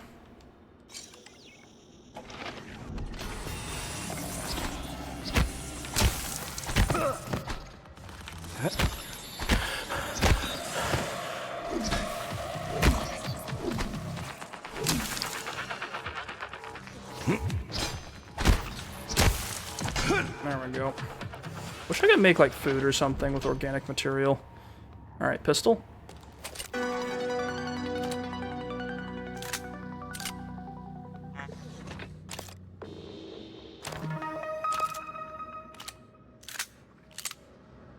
Interesting.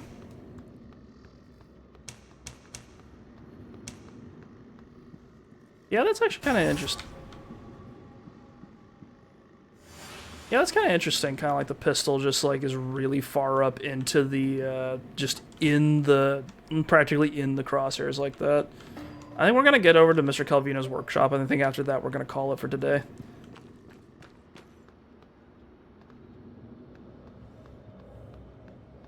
Because I'm tired.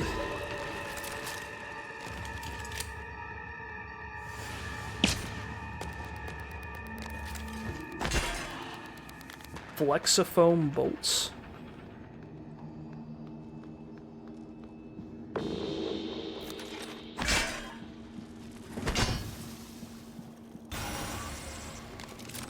You fucking stop, you little asshole. Where are you? Or whatever. It's a problem for later.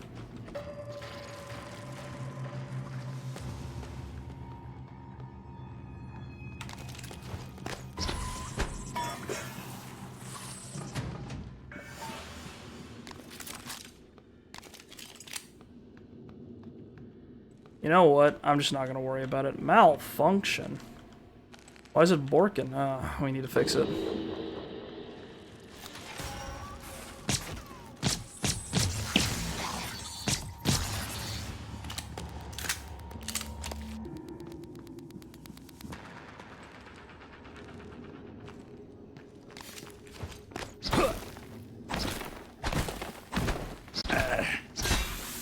Mistake.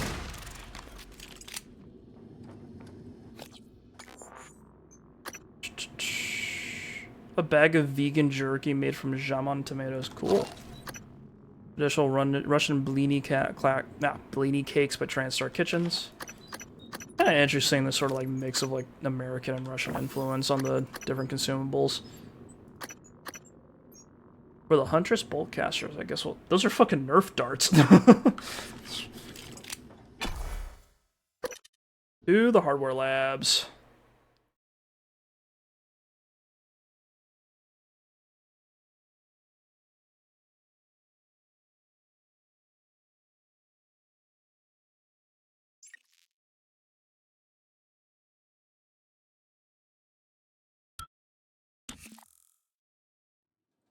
Don't forget to retrieve the special items in your office. You mean my fucking pre-order bonuses? I think I'm okay.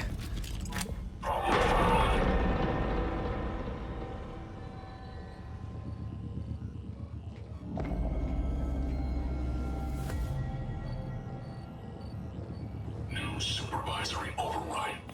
Received. Back to you. The game told me to sneak, so I'm gonna assume these guys are hardcore.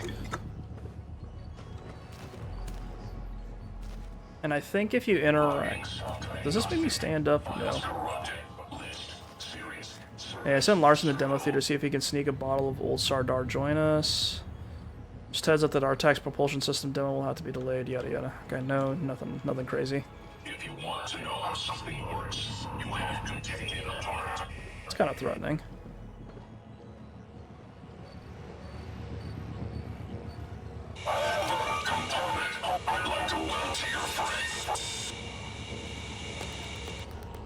You didn't see nothing.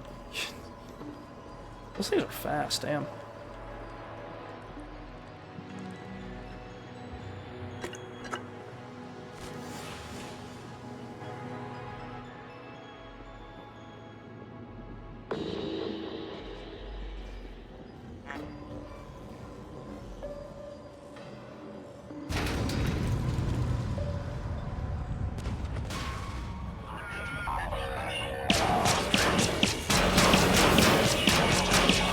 I was always bad at this.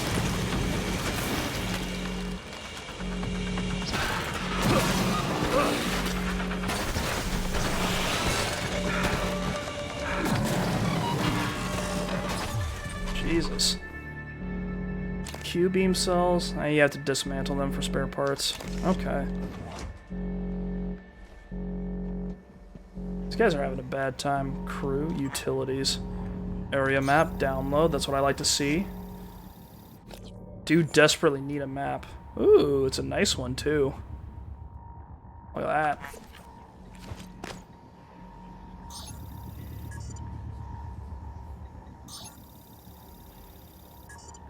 We're in, boys. Got the locker. No life signs, no life. Oh god. How do I scroll?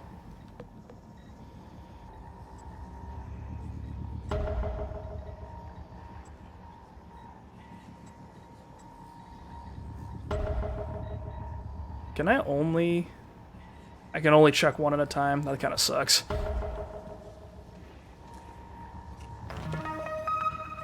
But yeah, this game has, this game lets you like mark, people that are still alive and see if you can find them, which I actually think is really cool. That's actually really immersive. Exotic materials, mathematician, fabrication. We'll go for that one. Everyone else is a little dead. They're over back in the crew quarters. No matching keycard.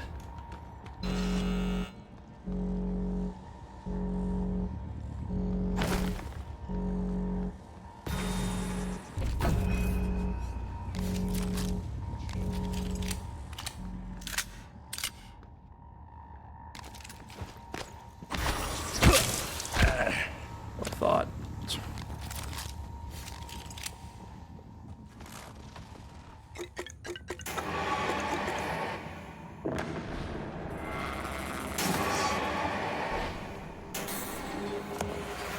Clive Lawrence. That's not Clive Lawrence. Is there like blockage here? I don't think he can get me.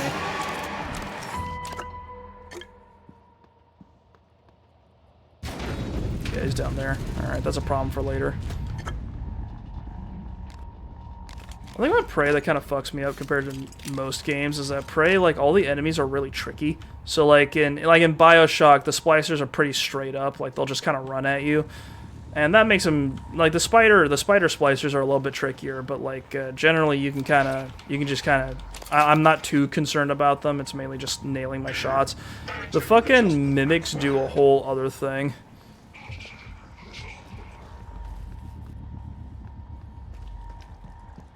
It's like they'll hide in shadows, they'll hide in, the mimics will pretend to be little objects. Sometimes they'll trick you into, like, trying to pick them up and then they'll attack you, which is awful.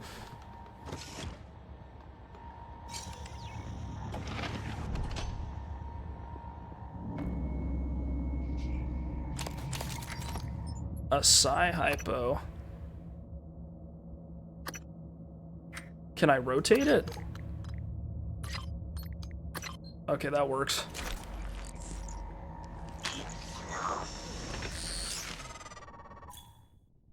EMP charge. The EMP charge emits a large burst of electromagnetic energy, highly effective against robots, turrets, and other electrical-based entities. It can be thrown or affixed to stationary objects using mouse 1. A lot of the station tech starts here. Lab equipment, special parts requests, prototypes. We should be able to fix your looking glass terminal from Dr. Calvino's workshop.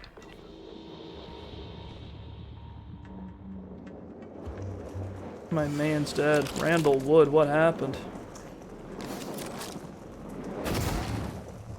I see. That's the magic of glue.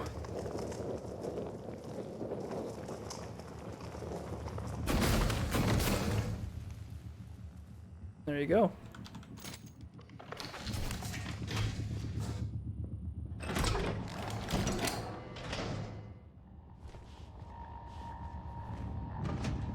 Not go through that. Hang on. Clamber up here. Oh, this just kind of looped me back around here. Gotcha. Is that really it? Is there like no other... Hang on. Is there no other purpose to that maintenance tunnel? I figured that was the way forward.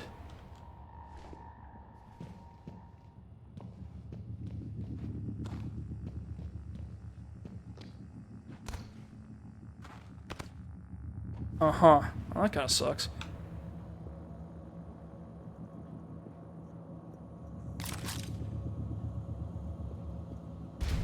That Phantasmo's still around here somewhere. I think.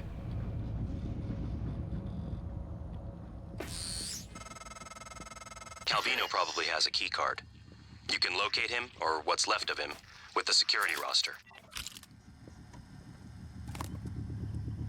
They want me to fuck around with the security roster, I see. I see. This is what leverage 1 is for. Open up a little area.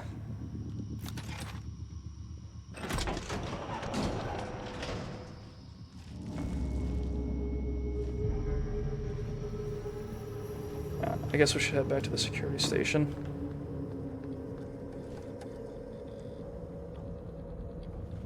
That Phantom is still around.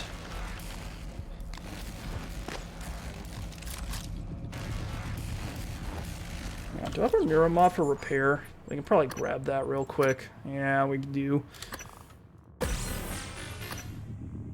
Increase recycling yield, reduce stamina cost.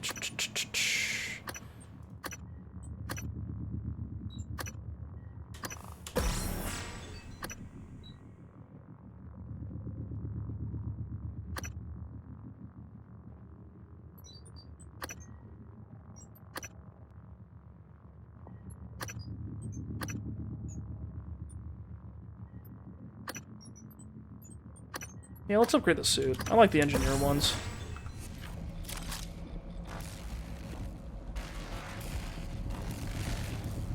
Seems like engineering's more about like equipment, science is more about items, and then security is more about combat.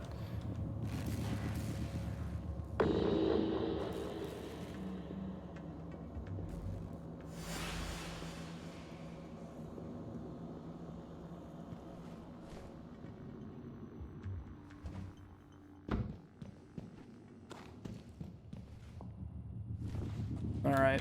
This'll get us back over to where the security station is. There we go. Creep and crawl our way through. I like how the Phantoms talk. It's actually kind of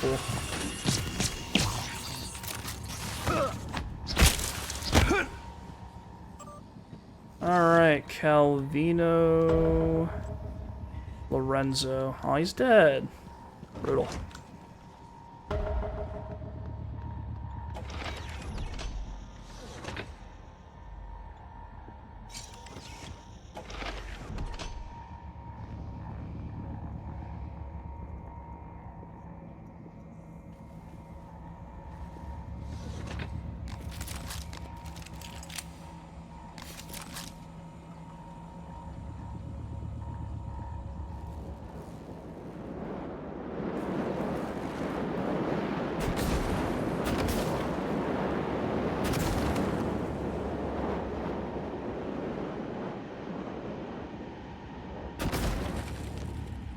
God, I love that.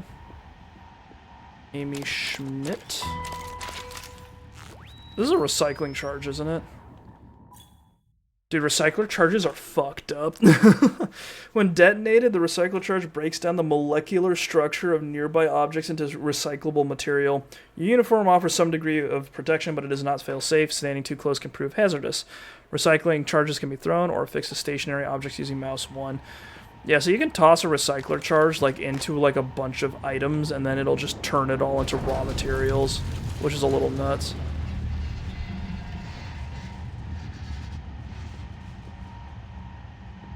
Okay, we can't go in there because it's that's just space over there.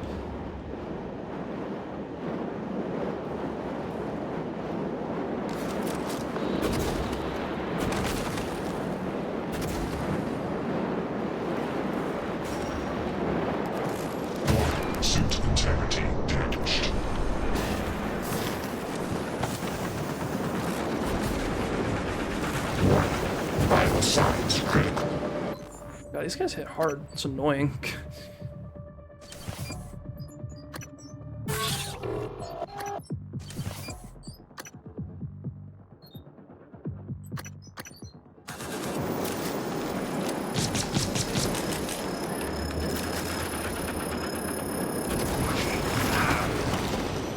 God, I feel so slow.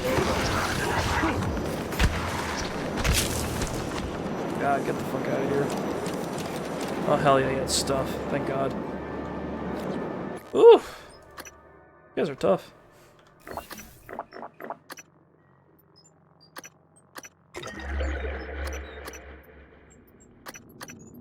It's an intimidating ass sound from drinking alcohol.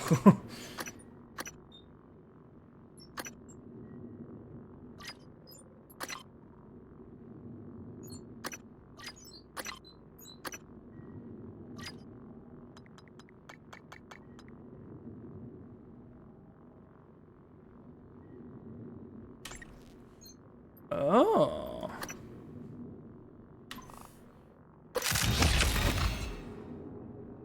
Make it do more damage. Hell yeah. Oh, so this is what being drunk is like in this game. Ugh. Just kind of wiggle around.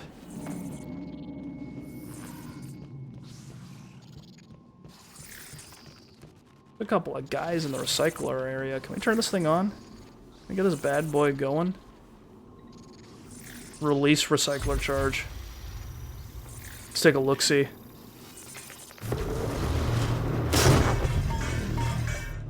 Horrific.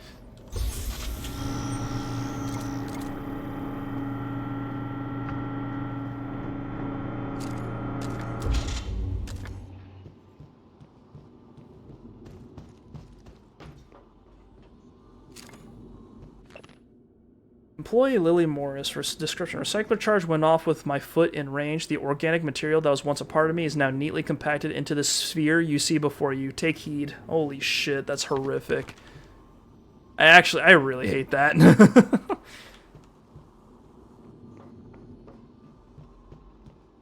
It won't just take your foot off, it'll turn it into a nice little cube.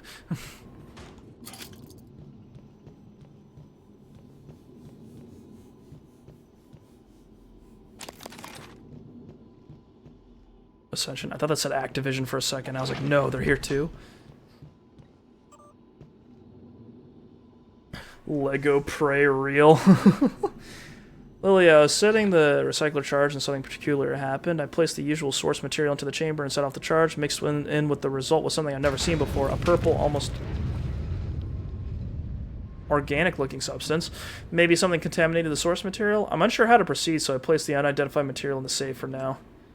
Lily, I've been informed you are in need of an updated recycler charge fabrication plan. It just so happens I have a spare plan in my quarters. Remind me before the next shift and I'll bring it down.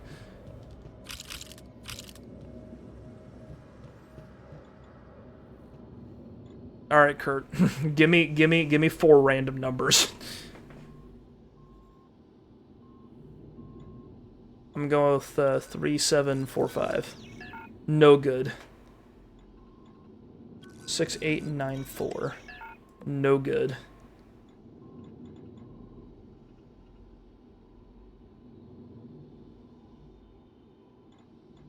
Five, 555.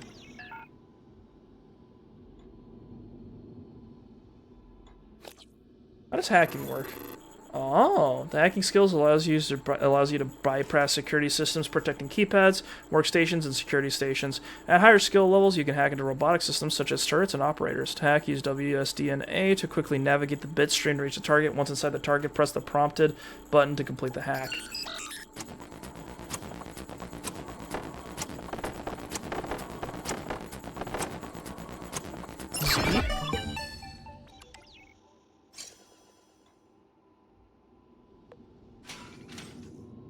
Organic, synthetic, mineral material. Okay. Pretty basic.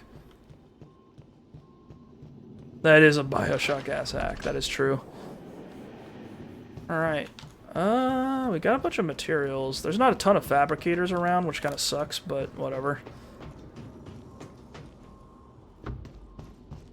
Could use some more bullets, honestly, next time we run into one.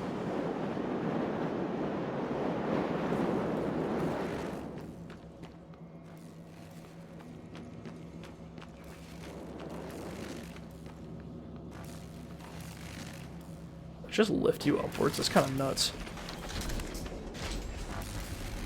Did we pick up a Neuromod at some point? Nope.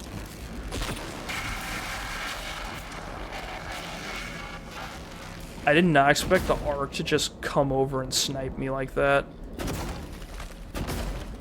Kind of lame.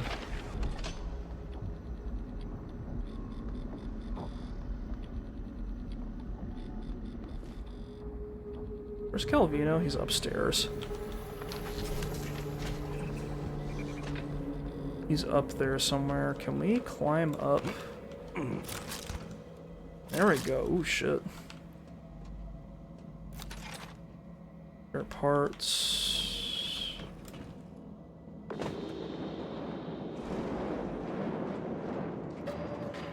I do not want to fight a Phantom right now. I've only got so much stuff.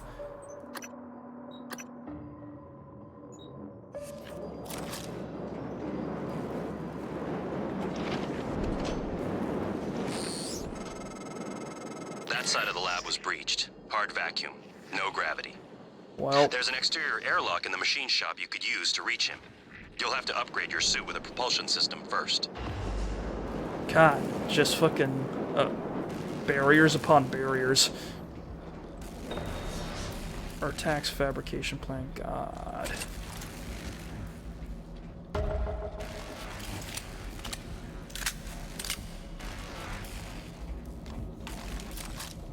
So we need to get a fabrication plan all the way over at the hardware labs, and then we need to turn that into... Ooh, hell yeah. A log. How horrible is this? Hey, it's Langley. Are you, is there anything weird going on over there? No, like what? I don't want you to panic. What is going on, Langley? Not sure yet. Security's running all over the place. So... everyone's still working there? I guess. I don't know. I've been in the lab all day. Hang on. I'm looking now. I don't... What was that? Oh my god, I think we just lost 2 labs. What? I have to go.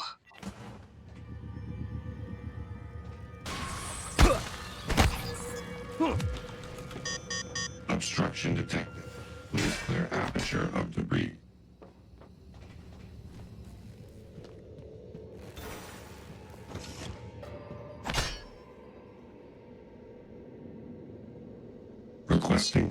operator.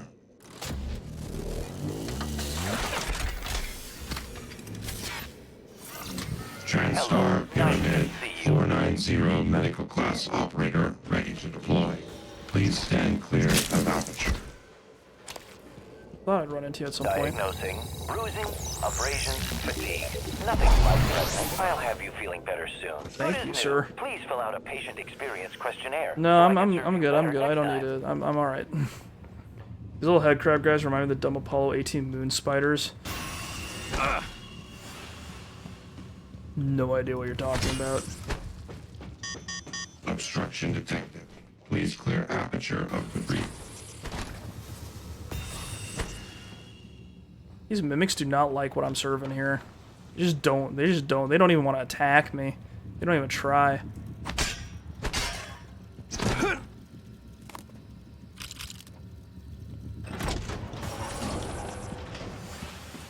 Oh, bastard, get over here.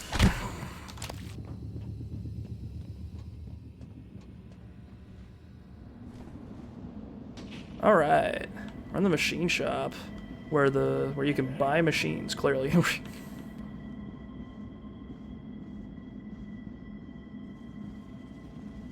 if we want to grab Lorenzo, that's the airlock, but we need the fabrication plant, which is over there.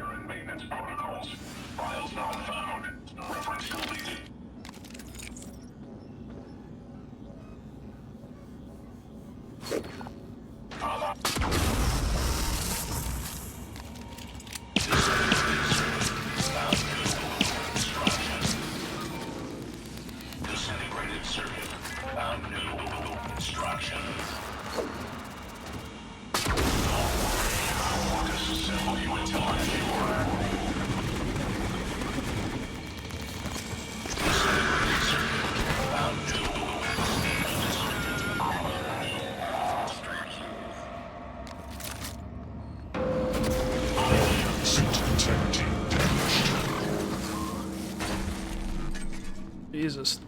These guys are rough.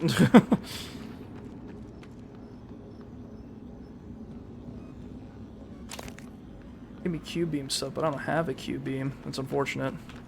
I should have put some points into repair. Should have... No, I do have repair 1. I need repair 2. Hang on. Yeah, you need repair 2 to fix turrets. That sucks. Fix my suit real quick.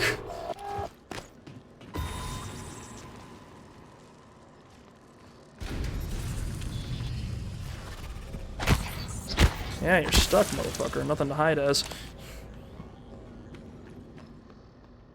I like the fact that you can only really pick up the really busted components, like the okay ones seem to be not like the problem.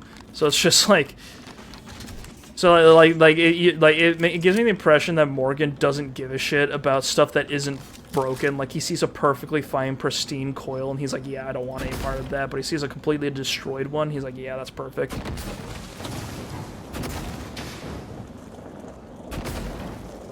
There we go.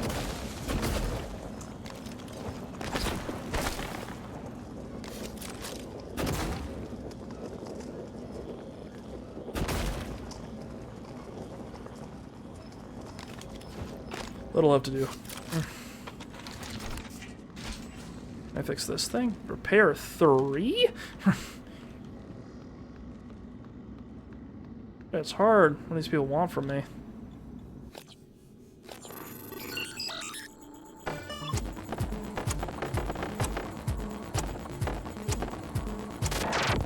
X?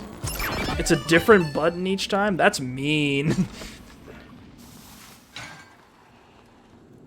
Weapon upgrade kit? Hell yeah.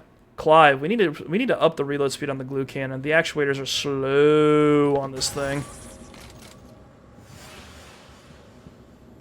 2 neuromods. Ooh. Ooh, baby.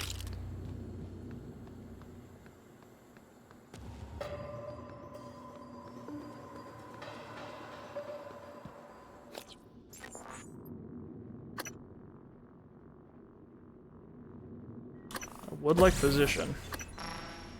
What else can we grab? Not much. We'll probably save that other one.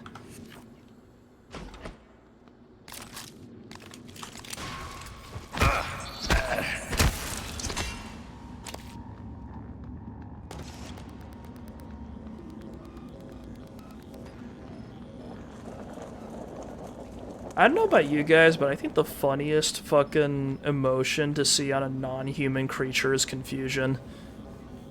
I know this might seem random, but I just kind of like the idea of the mimics just kind of being baffled by you just as much as you are by them.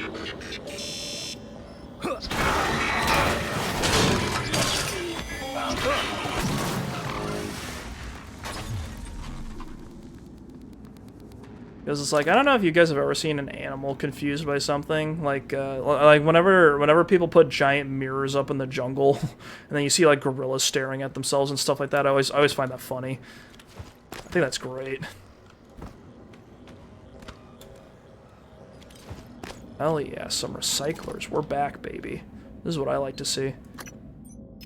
Put some beer in there too, because I really do not need all of this alcohol.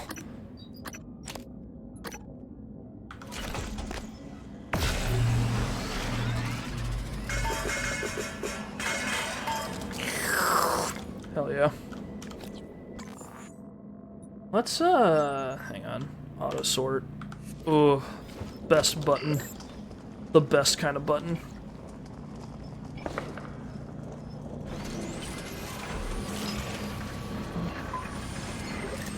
30 bullets, holy shit.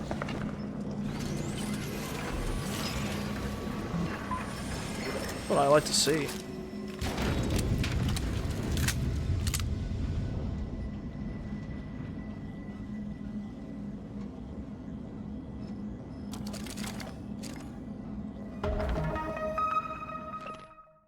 Your Transstar uniform has been designed for your safety, comfort, and to facilitate your work. The uniform must be worn at all times while on board the station. While every effort has been made to make Talos a comfortable and safe place to work, there is always the chance of an accident or hazard.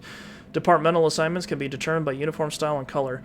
Brown and black, corporate and administrative, green and white, science and technology, orange, engineering and maintenance, blue and black, security. But what's red? The cat's away and all that, I think I have a few ideas. I'll draw...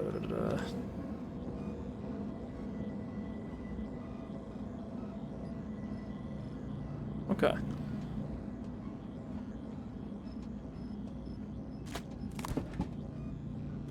More flexifoam bolts.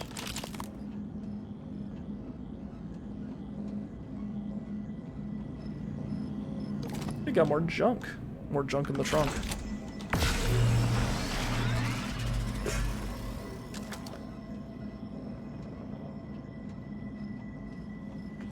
Looks like that's everything around here. Let's make that RTAX propulsion system. It takes less synthetic material than bullets do, which is kind of crazy.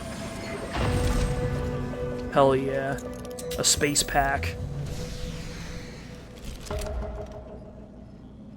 Glide to the cargo platform. Much harder than I thought it would be.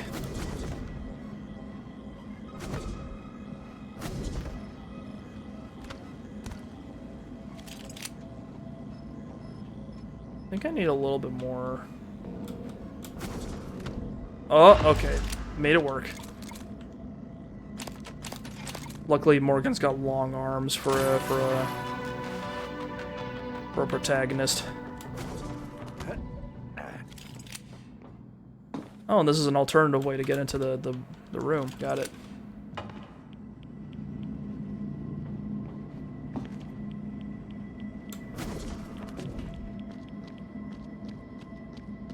Is there stuff over here?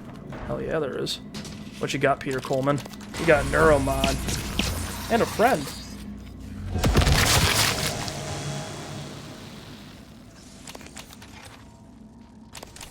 Wow, there's a lot of stuff up here. I guess I'm gonna have to do a lot of creeping around, aren't I? This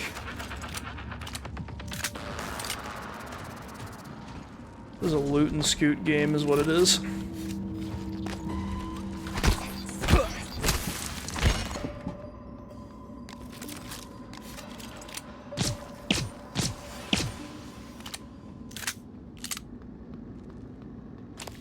Loot, scoot, and boogie.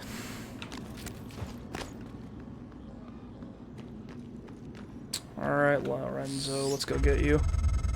Every airlock has a manual seat. Hang on. Save the game real quick. I cannot save the You'll game have to real quick. disengage before you can spacewalk. While engineered as a safety measure, It's irrelevant when the enemy is already inside the station. If you do go out there, I wouldn't stray far. The Typhon may have spread to the exterior. And remember, other airlocks you find will have to be opened from the inside first. Looks like you've already got a propulsion system, so you should be fine maneuvering. I think airlocks are kind of like, it's kind of like fast travel in this game. Look, I can't save for some reason. And quick save at least.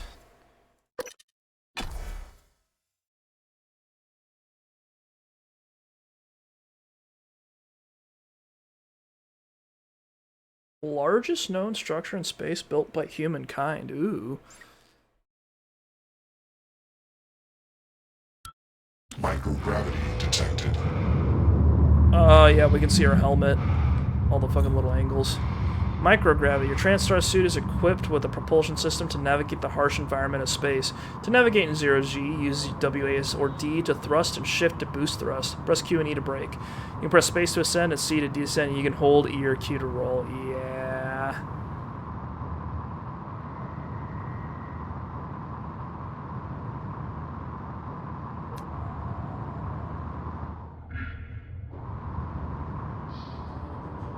Yeah, it's really hard to maneuver in space in this game.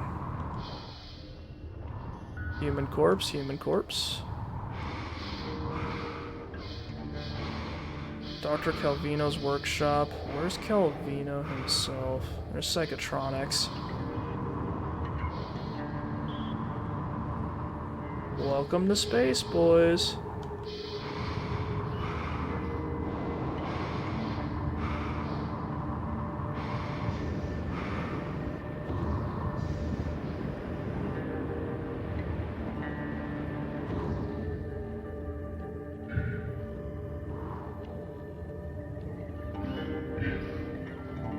Rizma Kuhan did not make it.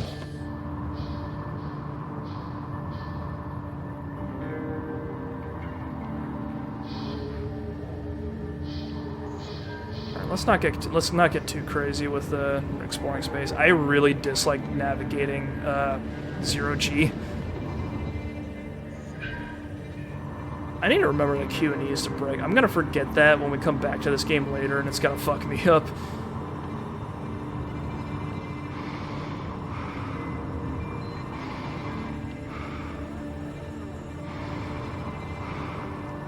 A lot of stuff in here, it's making me a little nervous.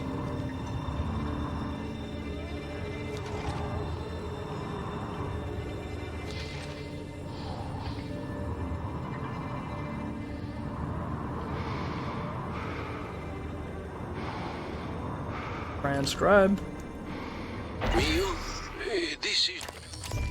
Oh. You found him. Not surprising. Well done.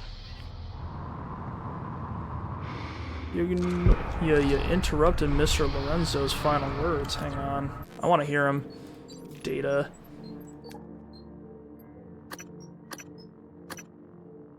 Mio, this is Dr. Calvino. What's up?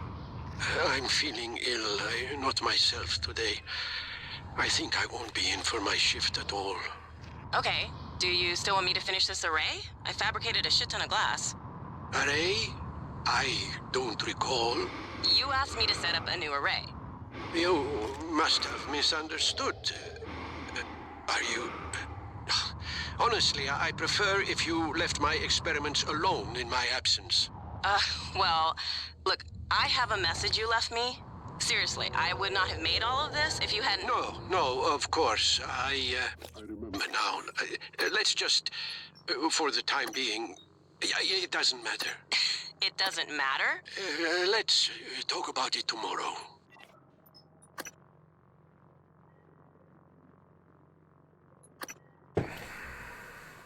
Double health from food. That's actually kind of... That sounds like it could be a little busted.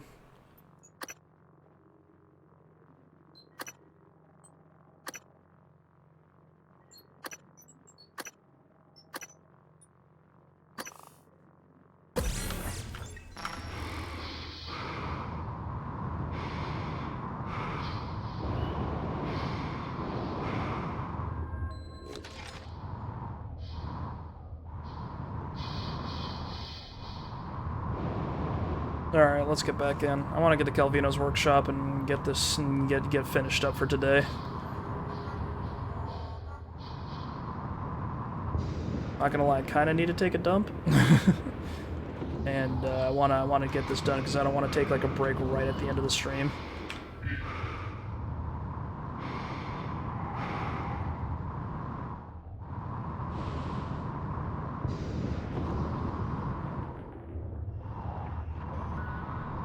There we go. Slide me back in. Get me out of here. One thing that's kind of funny about Arcane is that the way they design their characters is actually kind of similar. They got this weird, like... They've got this weird, like, pseudo-cartoony look to all... Like, not cartoony, but, like, comic book-esque design to, like, their characters' faces. Which I always thought was interesting.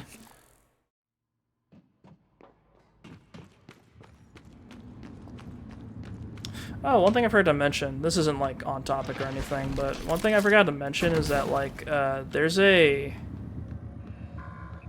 One thing I started doing is that I went around to like all the supermarkets in my area and just kind of listed out their prices for specific things I usually buy, and I found out that like the place I've been spending half of my fucking... I've been buying half of my groceries at has been like way overpriced, which is annoying because they don't even sell anything that different from any other places. I don't know, just a random... I guess maybe I don't know what the fucking deal is, but it was just kind of a... Just had a random moment where, like, I found out why my budget's kind of funky. Because I was just like, how am I spending this much on food? Oh, that's why I'm getting ripped the fuck off. Needs power.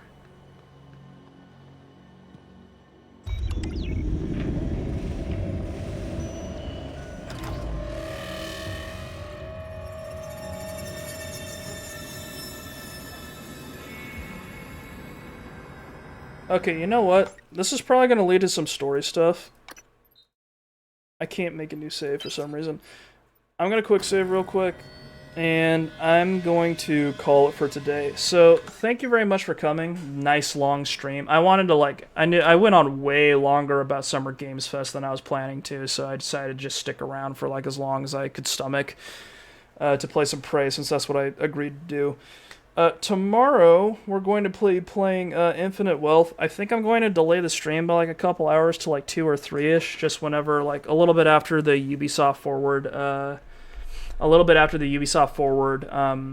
stream is done, and then I will be talking some more about what was shown off then, and then we'll probably talk about the Xbox showcase, and then Ubisoft, and then we'll be good for the day, and we'll talk about Xbox, then Ubisoft, then we'll play some Infinite Wealth, and that'll be the stream for that day. So yeah, a couple of nice long streams this weekend. Had to catch up on the VOD some, but it's a good stream. Yeah, thanks for coming, man. Hope you guys enjoyed it. I hope you guys are finding Prey interesting. I'm a little quieter for this game than I usually am, so hopefully that's still entertaining. But yeah. Might stick with this game till we finish it. I'm not totally set yet, but it's like I would like to finish it because I've played this game through but not finished it multiple times, so I'd like to actually like knuckle down and finish it someday, because I played it once in 2017 and once in 2021, and I'd like to actually like finish it this time. But yeah, anyway, I will be back tomorrow, and I hope I see some of you then. Thank you very much again, and bye-bye.